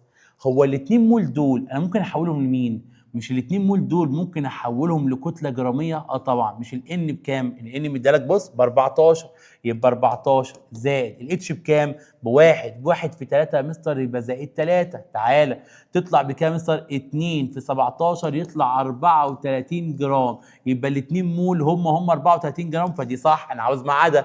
طب لحظه يا مستر، لقيت جزيئات، لقيت مولكيول. مولكيول دي معناها يا مستر ايه؟ جزيء. مولكيول معناها جزيء. مولكيول معناها ايه؟ جزيء بالنسبه لك اهو. مولكيول يا مستر معناها جزيء عشان بقى كلام واضح. طب تعالى بقى، طب يا مستر الاثنين مول دول، طب ما الاثنين مول دول فيهم كام جزيء؟ ما هو كل واحد مول في عدد افوكادرو اللي هو 6 و2 100 في 10 23، يبقى 2 مول يبقى في 6 و2 من 100 في 10 اس 3 وكام؟ و20. فعشان كده برضه يا مستر دي صح. يبقى اذا هل فيها 19 جرام؟ اكيد دي اللي غلط. دي ايه؟ غلط بالنسبه لك عشان قال لك ما عدا فانا اخترتها. ما عدا انا ايه؟ فاخترتها. يبقى خلي بالك الراجل عاوزك تكون فاهم بقى ان انا ممكن احول المولات الى جرامات، ممكن احول المولات الى جزيئات، لكن ما ينفعش احول الجرامات لجزيئات، لازم احول الجرامات الى مولات. وما ينفعش احول يا فندم بالنسبه لك الجرامات الا الى مولات فقط لا غير، وما ينفعش احول الجزيئات الى جرامات، لازم احول الاول الجزيئات الى مولات عشان اجيب مين؟ جرامات بالنسبه لك. ولحد الان شغالين في مسائل اللي فيها قوانين بس، شغالين في مسائل فيها ايه؟ قوانين بالنسبه لك فقط لا غير. لحد ما جه الراجل مع مين بقى يا فندم؟ مع حاجه اسمها الحجم المولي للغازات. حجم ايه؟ المولي للغازات. ايه يا مستر الحجم المولي للغازات ده يا مستر بقى؟ الراجل افوكادو ده يا فندم عمل حاجات بجد بجد بجد تحفه، تحفه جدا بجد يعني. الراجل ده اشتغل يا فندم على انه ازاي يفهمك كيمياء بجد. الراجل ساب كل المولات، هو قال لك ايه؟ قال لك والله انا معاكم ان المول من الماده هو مجموع كتل ذرات العناصر الداخله في تكوين المركب، ماشي، ونعبر عنها بالجرام. وقال لهم انا خلاص طلعت لكم ان اي واحد مول يحتوي على عدد افوكادرو، صح؟ يعني لو واحد مول ذره يحتوي على عدد افوكادرو ذرات، لو واحد مول جزيء يحتوي على عدد افوكادرو جزيئات، لو واحد مول وحده صيغه يحتوي على عدد افوكادرو وحده صيغه، ماشي. لكن الراجل ده ساب كل دول يا مستر وراح عمل ايه؟ راح اشتغل على المولات الغازيه. اشتغل على مين؟ على المولات الغازيه. زي ايه يا مستر؟ زي O2، زي CO2، زي يا مستر N2، زي يا مستر الأسري. جاب انواع وانواع مختلفه من الغازات، اكسجين، على ثاني اكسيد الكربون، نيتروجين، اوزون، جاب كل الكلام ده. وبدا الراجل يجيب منهم 1 مول، فجاب كام؟ جاب 32 جرام. وجاب هنا كام؟ 44 جرام، 12 زائد 2 في 16. وجاب هنا كام؟ 28 جرام اللي هي 2 في 14، لان طبعا الاو ب 16 والسي ب 12 والان ب 14 بالنسبه لك. طيب والاسري جاب 3 في 16 جاب 48 جرام. حلو. فكده انت معاك كام يا عم افوكادرو؟ معايا 1 مول 1 مول 1 مول 1 مول، برضو حلو. تعالى وبعدين الراجل قال لك مش احنا متفقين من شويه ان كل 1 مول فيه رقم ثابت اسمه 6 و2 من 100، 6 وكام؟ و2 من 100 في 10 اس 23، يعني 6 و2 من 100 في 10 اس 23، يعني 6 و2 من 100 في 10 اس 23، يعني يا مستر 6 و2 من 100 في 10 اس كام؟ 23. يعني كل يا فندم بالنسبه لك 1 مول من دول فيهم عدد افوكادرو من الجزيئات. حلو قوي قوي قوي قوي كمان. طب الراجل ده برضه مين راح عامل ايه بقى؟ قال لك تخيل لما انا ثبت، ده هو بيتكلم لما احنا ثبتنا الظروف من درجه الحراره، ظروف من درجه ايه؟ الحراره. فكان في نوعين من الظروف في درجه مين؟ الحراره بالنسبه لك. ظروف اسمها ظروف الاس تي بي وظروف اسمها الار تي بي. ايه الفرق بين الاثنين؟ يقول لك يا مستر الاس تي بي اللي احنا بنختصرها يا مستر لحاجه اسمها ستاندرد او ستاندرد مين؟ تمبريتشر اند بريشر، اللي هي يا مستر الظروف القياسيه من الضغط ودرجه الحراره. اما الار تي بي اللي هي بنسميها الروم تمبريتشر اند بريشر، اللي هي درجه حراره مين؟ الغرفه. فقال لك ايه؟ قال لك الستاندرد تمبريتشر اند بريشر اللي هي بتكون عند 0 درجه مئويه، 0 درجه مئويه. اما الار تي بي بتكون عند 25 درجه مئويه، اللي هي بتكافئ 298 كلفن، والصفر درجه مئويه بيكافئ كام يا مستر؟ بيكافئ 273 درجه كلفن. حلو. يبقى ايه يا مستر الستاندرد تمبريتشر؟ 0 درجه مئويه اللي هي 273 كلفن. اما ايه يا مستر الروم تمبريتشر؟ اللي هي يا مستر 25 درجه مئويه اللي هي 298 كلفن. حلو. وقال لك يا مستر الضغط، هنا الضغط 1 اي تي ام، وهنا ضغط برضو كام؟ 1 اي تي ام، اللي هو اسمه الضغط الجوي المعتاد، الضغط الجوي المعتاد، اللي طبعا بيعادل كام؟ قال لك اي 1 اي تي ام يعادل 760 ملم زئبق.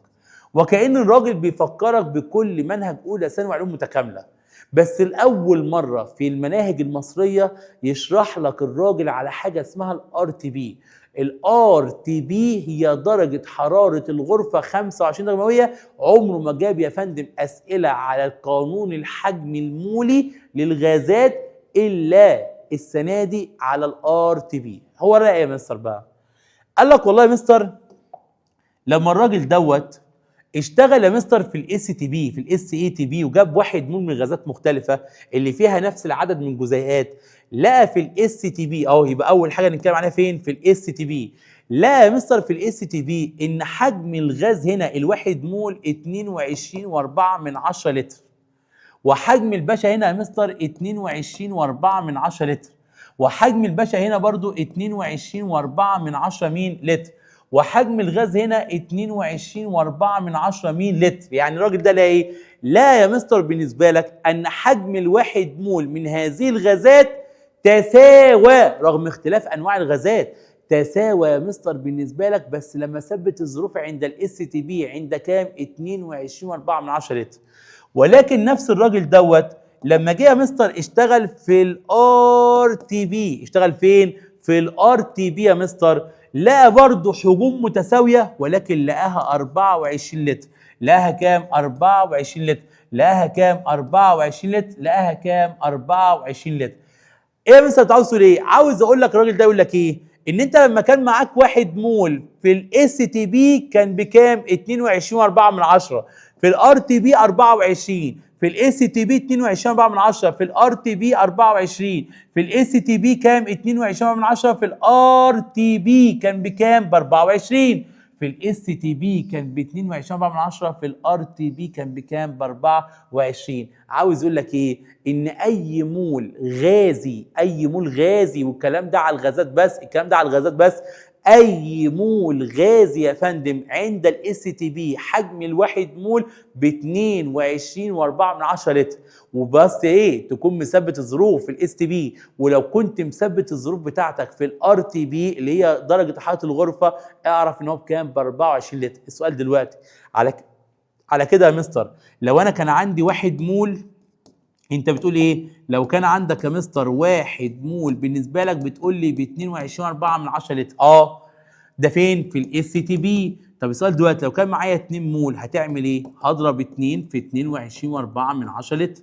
طب لو كان معاك 3 مول هضرب في كام؟ هضرب يا مستر 3 في 22.4 لتر، بس ده فين؟ في الاس تي بي. طب يا مستر لو كان يا مستر في الار تي بي، بدل ما هضرب، لو كان بقى لو كان في الار تي بي بدل ما هضرب في 22.10 هيبقى كام؟ 24. يا مستر في الار تي بي هضرب 2 في 24، في الار تي بي هضرب 3 في كام؟ في 24 من 100 مين لتر بالنسبه لي. عشان كده قال لك يا مستر راح الراجل صاغ قانون اسمه قانون افوجادرو.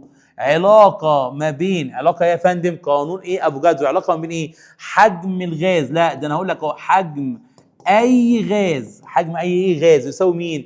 عدد المولات اللي هو ان الغاز في مين يا مستر؟ في 22.4 لتر. يبقى ده على طول انت مغمض، ده فين؟ في الاس تي بي. طب مستر لو كان يا فندم بالنسبه لك في 24 اهو اكتبها عندك، لو كان في 24 اكتب يا دكتور عندك، لو كان في 24 كنا هنقول له يا مستر، هنقول له كده، لو كان في الار تي بي كنا هنقول له عدد المولات بس في 24. لو كان يبقى ده مستر فين؟ في الاس تي بي. اما ده فين؟ في الار تي بي. ايه اللي قال اهو؟ تعال نقراها.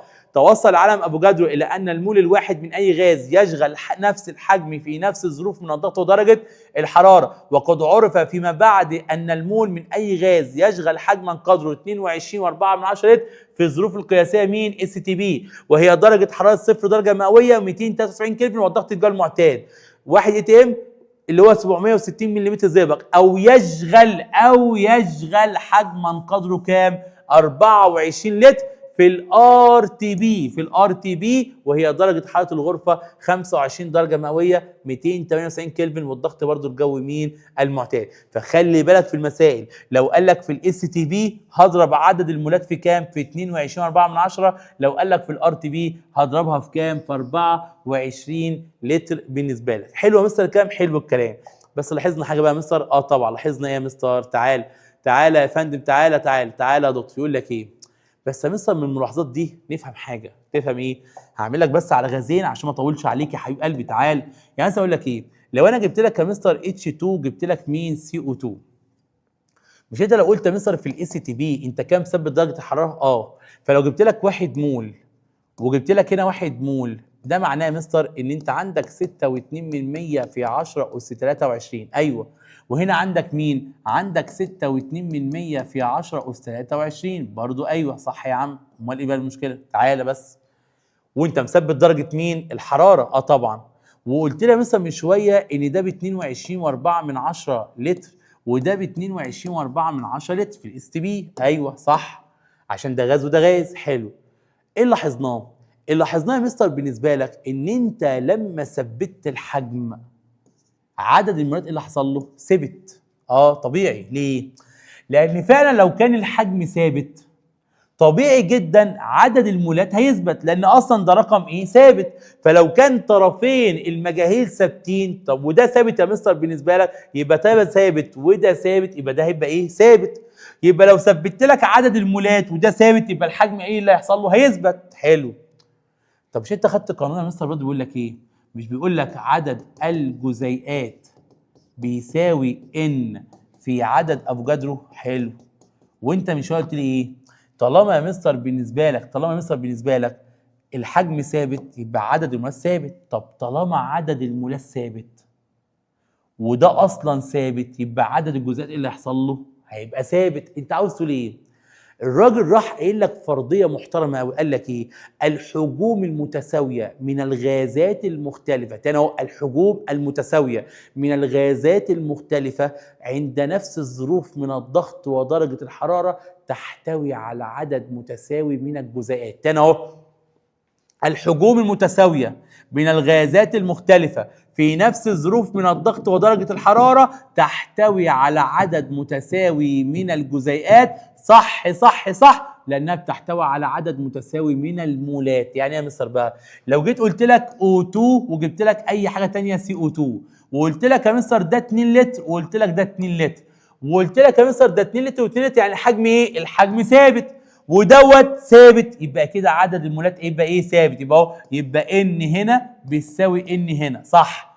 2. طالما عدد المولات متساوي وده رقم ثابت يبقى عدد الجزيئات متساوي. فلو قلت لك ان الراجل ده فيه 10 اس 6 جزيء يبقى ده برضه هيبقى 10 اس 6 مين؟ جزيء بالنسبه لك. يبقى الحجوم المتساويه من الغازات المختلفه تحتوي على نفس عدد الجزيئات، بس بشرط في الاس تي بي او في الار تي بي اللي هو عند نفس درجة الحرارة. طالما انت مثبت درجة الحرارة يبقى الحجوم المتساوية من الغازات المختلفة تحتوي على نفس عدد الجزيئات لاحتوائها على نفس عدد مين؟ المولات بالنسبة لك.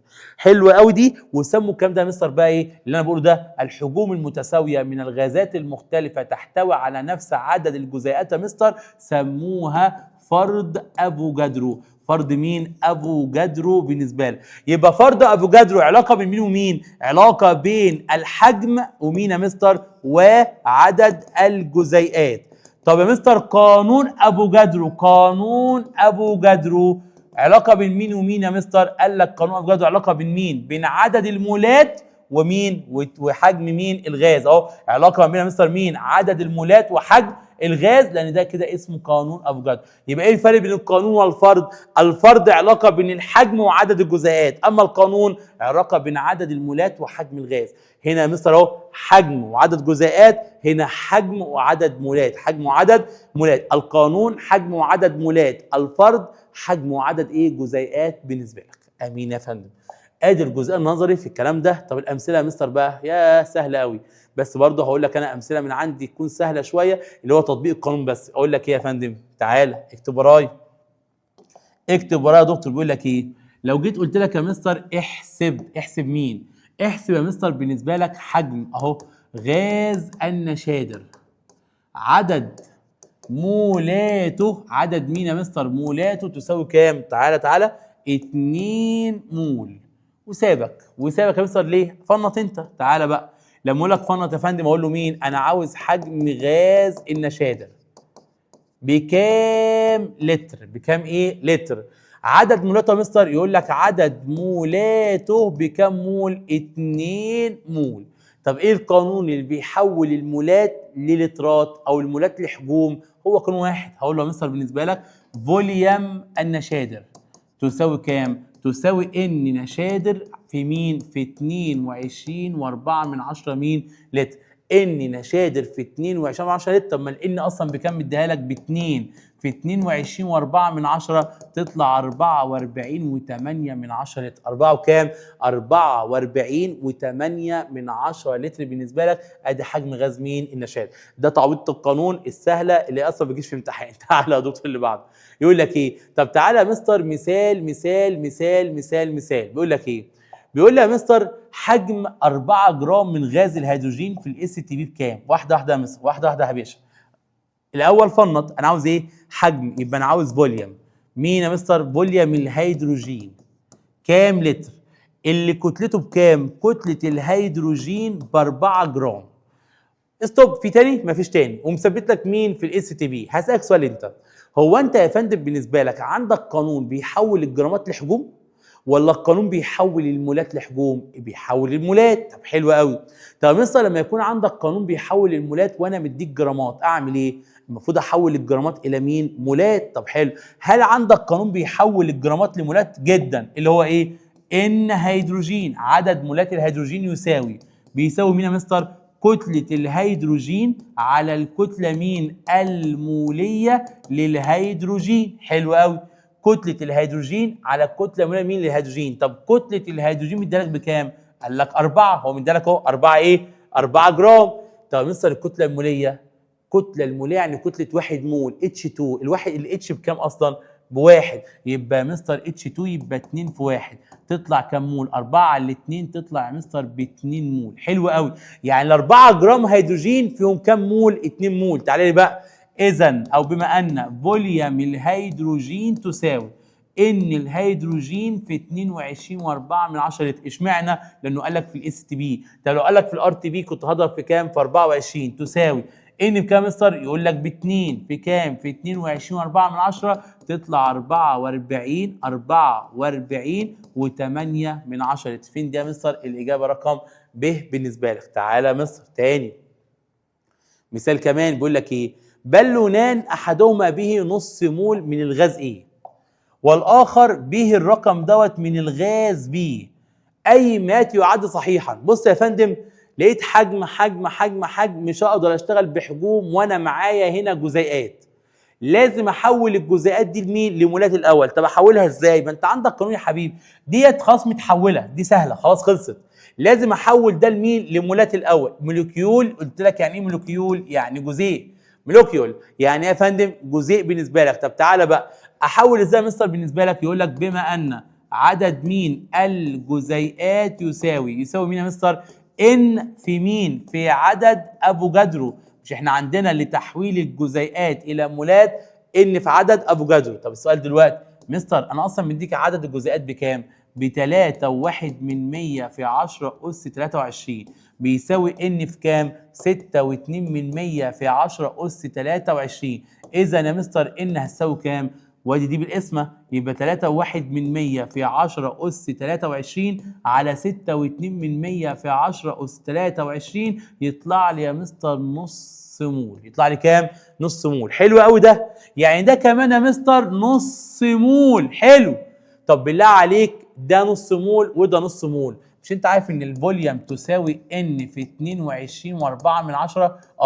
طب اذا كان ده ثابت والان ثابت اوتوماتيك يبقى الحجم ايه؟ ثابت. فطالما الحجم ثابت يبقى اكيد حجم الاي تساوي حجم البي. حجم الاي يساوي حجم مين؟ البي بالنسبه لك. حلو الكلام. تعال الغاز الذي يكون حجم 6 من 10 جرام منه 80 ملي. 6 من 10 جرام منه 80 ايه ملي. فنط.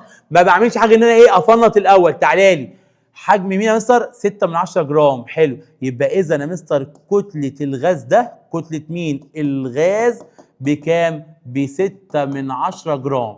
حجمه كام؟ قال لك حجمه 80 ملي. الفوليوم تساوي 80 ملي. ستوب. ليه ستوب؟ في تحويله ما بنقدرش نشتغل يا فندم بالنسبه لك ملي في المسائل ديت. شغلك كله باللتر. شغلك كله ايه؟ باللتر. تاني هو شغلك كله باللتر. طب مثلا نحول ازاي؟ يقول لك الواحد لتر فيه كام ملي؟ فيه 1000 ملي. فلو عاوز احول ملي يا مستر للتر يبقى لازم اقسم على كام؟ على 1000، لان بحول من صغير لكبير. اقسم على 1000 يبقى هقول له مستر 80 على 1000 بالنسبه لك يعني هيساوي مستر 8 من 100 لتر. اهو بحول من صغير لكبير ايه؟ اقسم على 1000 تديك كام؟ 8 من 100 لتر. حلو يا مستر اهو. يبقى اذا التفنيطه بيكون فيها ايه؟ بيانات وفيها تحويلات. بيانات وفيها تحويلات. عاوز منك ايه الراجل ده؟ احسب يا مستر الكتله الموليه. عاوز الكتله مين؟ الموليه. بالنسبه لك طلب غريب. طلب غريب بس جرام لكل مين؟ مول. دي وحده قياس. لحظه بقى مستر، معاك كتله ومعاك حجم وعاوز كتله موليه. هو اصلا ايه القانون الوحيد اللي عندك في المنهج كله كان فيه كتله موليه؟ ايه القانون الوحيد اللي فيه كتله موليه؟ قانون واحد. مش القانون ده اللي هو ده مثلا؟ اللي هو ده. ان تساوي كتله الماده على مين؟ على الكتله الموليه. هو ده القانون. طب مثلا انا اصلا معيش ان اقدر اجيبه. بص يا دكتور، لو انت معاك حجوب معاك مولات، لان اصلا القانون فيه كام مجهول؟ مجهولين. انا مديك واحد تعرف تجيب الثاني. يعني اقول لك ايه؟ بما ان الفوليوم بيساوي ان في كام؟ في 22.4 ليه؟ عشان قال لك في الاس تي بي. طب الفوليوم اصلا بكام مديهولك؟ مش مديهولك ب 8 من 100. حلو. بيساوي مستر مين؟ ان في 22.4. اذا الان تساوي كام؟ تعالى بقى هتساوي مستر 8 من 100 على 22.4. تطلع بكام بقى مستر؟ 8 من 100 على كام؟ على 22.4. تطلع 8 من 100 على 22.4 بالنسبة لك يا دكتورة. تعالى اهو. هيساوي كام؟ هيساوي مستر 3 من 1000 مين يا مستر؟ 5 لتر. مول. 5 يا مستر 35 من 10,000 مول. تعالى اهو. طلعنا يا مستر بالنسبه لك اهو. طلعنا يا فندم اللي هو عدد المولات. عوض بقى. يبقى 0.003 كام؟ 5 بيساوي كتله الماده من ذلك بكام اصلا؟ ب 6 من 10 جرام. 6 من 10 مين جرام على الكتله الموليه. طرفين في وسطين. طرفين وسطين مستر. يبقى ده طبعا ده على واحد. يبقى ده في ده على ده يديك الكتله الموليه. اذا الكتله الموليه تساوي كام مستر؟ المفروض يا فندم بالنسبه لك هيديني 6 من 10 على 0.003 هتطلع بكام؟ 6 من 10 على كام؟ على 0.003. وطبعا يا فندم المفروض تاخد الارقام كلها على بعضها عشان ما يبقاش فيه تقريب والكلام ده. لو خدنا مصر اهو، لو احنا خدنا لحد هنا لحد كانت السبعه ولحد هنا السبعه هيديك كام مصر بالظبط؟ هيديك تقريبا 168 جرام لكل مين؟ مول. اذا مصر الاجابه رقم كام؟ رقم ج بالنسبه لك. وده يعلمك دايما تاخد يا فندم ارقام دايما بعد العلامه العشريه. خد ارقام يا فندم مش اقل من 4 ارقام. مش اقل من كام رقم؟ من 4 ارقام. طلعت الاجابه رقم كام؟ رقم ب بالنسبه لك. تعالى يا دكتور. تعالى يا حبيب قلبي. يقول لك ايه؟ يقول لك يا فندم بالنسبه لك ما كتله 25 لتر من الغاز اكس اللي كتلته الموليه بالرقم ده. طب السؤال دلوقتي يا مستر انت معاك لترات. بص بقى اوزن بس اللي هو فنط المساله. انت عاوز مين؟ انت عاوز كتله الغاز. كتله مين؟ الغاز كام جرام؟ اللي حجمه كام؟ قال لك الفوليوم بتاعه بكام؟ بربع لتر. ربع ايه؟ لتر. اذا علمت ان الكتله الموليه بكام؟ الكتله الموليه يا مستر بتساوي 62.7. اول خطوه تعملها يا مستر، عندك حجوم حولها لمولات الاول. ازاي؟ ليه؟ ما هو انت قانون الكتله الموليه خدناه فين؟ هو قانون واحد، ان بيساوي كتله الماده على الكتله الموليه. ايه ده كتله الماده اللي انت عاوزها. يبقى اول حاجه احول الفوليوم لمولات. اعمل ايه؟ مش الفوليوم تساوي ان في 22.4 الفوليوم بكام يا مستر؟ يقول لك يا فندم بربع لتر. ربع مين؟ لتر بالنسبه لك هيساوي مين؟ ان اللي انت عاوزها في 22.4. اذا ان تطلع بكام؟ احسبها اهو على حسب يا فندم بالنسبه لك. احسبها يطلع لك بكام يا مستر؟ تعالى يا حبيب قلبي، تعالى يطلع لك يا فندم ربع على كام؟ 22.4 تساوي كام؟ تساوي مستر 0.0116. خد دايما ارقام كتير بعدها. ادي يا مستر كام؟ مول. عدد المولات جبتها؟ بما ان مش الان بتساوي كتله الماده بالنسبه لك على الكتله مين؟ على الكتله الموليه. طب عدد المولات 0.0116 تساوي مين؟ كتله الماده. كتله الماده يا مستر ما انت عاوزها، انت عاوز كتله الماده اللي هي كتله الغاز. حلو. على الكتله الموليه بكام؟ يقول لك كتله الموليه مديلك ب 62.7.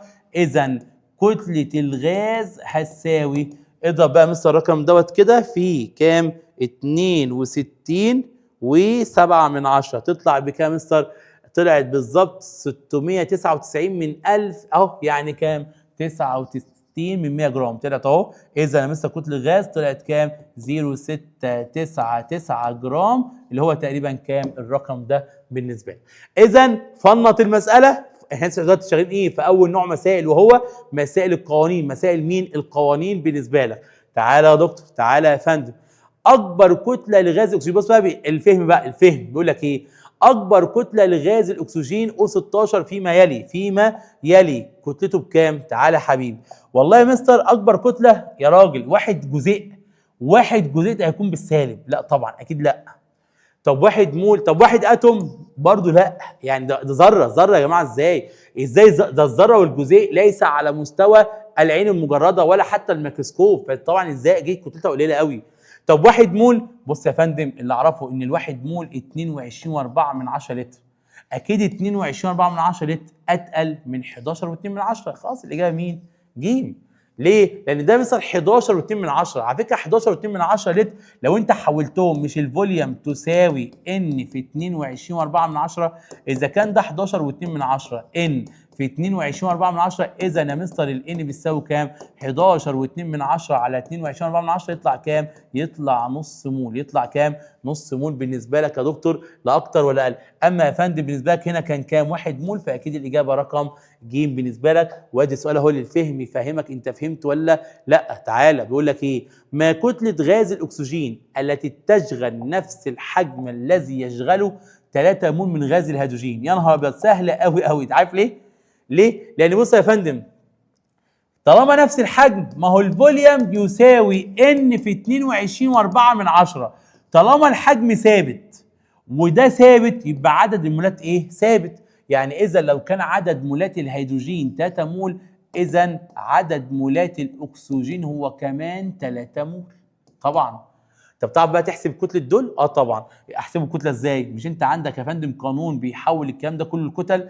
او مش 3 مول يعني 3 O2؟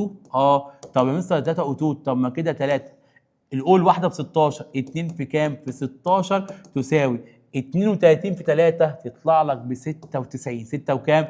و90 جرام بالنسبه لك. لان طبعا كلمه 3 مول يعني 3 O2 يعني 3 2 في كام؟ في 16 ب 96 جرام. او يا مستر ممكن حل تاني؟ طبعا ممكن اقول له كده ان بتساوي مين؟ كتله الO2 على الكتله الموليه لمين؟ للO2. تعال. طب يا مستر ان O2 بكام اصلا مديها لك؟ ما انت خلاص طلعتها بكام؟ ب3. لانه قال لك طالما يشغل نفس الحجم ثابت والرقم اللي هناك ثابت يبقى الان ثابت. هتساوي كتله الO2 على الكتله الموليه 2 في 16. طرفين في وسطين يا مستر يطلع لك اذا كتله الO2 فعلا 96 جرام. امين يا مستر جدا. تعالى يا فندم بيقول لك ايه؟ عاوز حجم الباشوات دول. مستر انا اصلا ما بعرفش اجيب حجم جزيئات، لازم احول الجزيئات لمين؟ لمولات. طب ما تحول لمولات، يبقى اذا انا عاوز الفوليوم. حلو. كام لتر؟ لمين؟ عدد الجزيئات يساوي كام؟ يساوي يا مستر 12.4 في 10 أس 23 جزيء. ما هو مولكيول يعني ايه يا فندم؟ جزيء. تعالى بقى، هل يا مستر اقدر اجيب الحجم؟ بس احول الجزيئات لمولات، لان القانون الوحيد اللي بيجيب لك حجم الغاز بيساوي عدد المولات في مين؟ في 22.4. طب تعالى بقى مستر، تعالى لما اجي اقول لك يا فندم دلوقتي هقول له ايه؟ هقول له يا مستر بما ان مش عدد الجزيئات يساوي ان في عدد ابو جدره؟ والله. تعالى اذا يا مستر ان هتساوي مين؟ عوض بقى، وادي دي بالاسم. عدد الجزيئات اصلا بكام مديها لك؟ 12.4 في 10 اس 23 على 6.2 في 10 اس 3 وكام و20. راح مع ده يا مستر هيديني 2 مول. حلو. اذا يا مستر حجم الجزيئات دي اللي هو كام اصلا؟ 2 مول. بما ان مش الفوليوم بتاع ال H2 هيساوي ان في 22.4. طبعا. يعني كام ده هيساوي؟ 2 في 22.4. طبعا. يعني هيساوي 44.8 مين؟ لتر. يبقى انت يا فندم طلعت الاجابه بتاعتك رقم كام؟ رقم ب بالنسبه لك. حلو قوي الكلام، حلو قوي الكلام. تعالى يا فندم كده يا مستر احنا تقريبا فلترنا معظم مسائل اللي تخص القوانين. طب يا مستر هي دي الصعوبه الوحيده؟ لا خالص، ده اسمه الحساب الكيميائي. الراجل عامل ايه في الكتاب الوزاره؟ جايب لك كل قانون تحتيه مثال، الراجل بس بيعلمك ازاي تعوض في القوانين. احنا خدنا كام مسائل اعلى وبرده بنعوض برده فين؟ في قوانين بس. لكن الحصه الجايه عاوزين نعمل ايه؟ ازاي نشتغل يا فندم جوه معادله، ازاي نشتغل في مسائل المعادلات الكيميائيه، وازاي احنا نكون معادله، وازاي نعمل الكلام ده يا فندم، وازاي نحسب المولات، وازاي نشتغل بطريقه اسمها طريقه الطرفين في وسطين، وهي طريقه اميز طريقه لفكره الحساب الكيميائي، ما فيش اسهل منها، لانها طريقه واحده بتنفع لكل مسائل الكيمياء، تانية ثانوي وثالثه ثانوي وحتى الكليه بتاعتك ان شاء الله. اذا يا دكتور انا مش هقول لك بقى يا فندم المفروض ان انت تكون وصلت ل 100% من المحاضره الاولى ديت، لا، انا عاوزك يا دكتور عشان توصل ل 100% لازم كورس التاسيس تروح تذاكره تاني، لازم يتذاكر تاني، لازم يتذاكر تاني، لازم يتذاكر تاني. رقم 2، لازم يا دكتور تفهم ان انت لو قعدت مستمع ليا بس للفيديو من غير ما تحل ورايا وتكتب ورايا وتفنط ورايا وتعمل اللي انا بعمله بالظبط يا فندم ورايا، اقسم بربي انت ما اتفرجتش على حاجه ولا فهمت حاجه. لازم يا فندم تقلد، لازم تقلد انت بتمشي ازاي في المسائل، لانك اول مره تحصل على مسائل كيميائيه، وطبعا المسائل هتتصعب اكتر واكتر من الحصص اللي جايه. لكن انت خدت الثلاث قوانين بتعويضاتهم بطريقتهم بكل شيء، ناقص لك الحصه المحاضره الجايه ان شاء الله هنحل كميه مسائل كتير جدا، والمحاضره اللي بعدها كمان. انا مش هسيبك يا دكتور غير لما تخرج من الباب ده بيرفكت، الباب ده لازم تخرج منه بيرفكت يا فندم ان شاء الله. وطبعا مواعيد المنصه بتاعتنا ان شاء الله باذنك انت يا رب، اول محاضره اللي هي المحاضره دي هتنزل لك على اليوتيوب، وهتنزل لك برضه على المنصه من يوم الاثنين القادم، وهيبقى بعد كده شغلنا كله على المنصه يا فندم.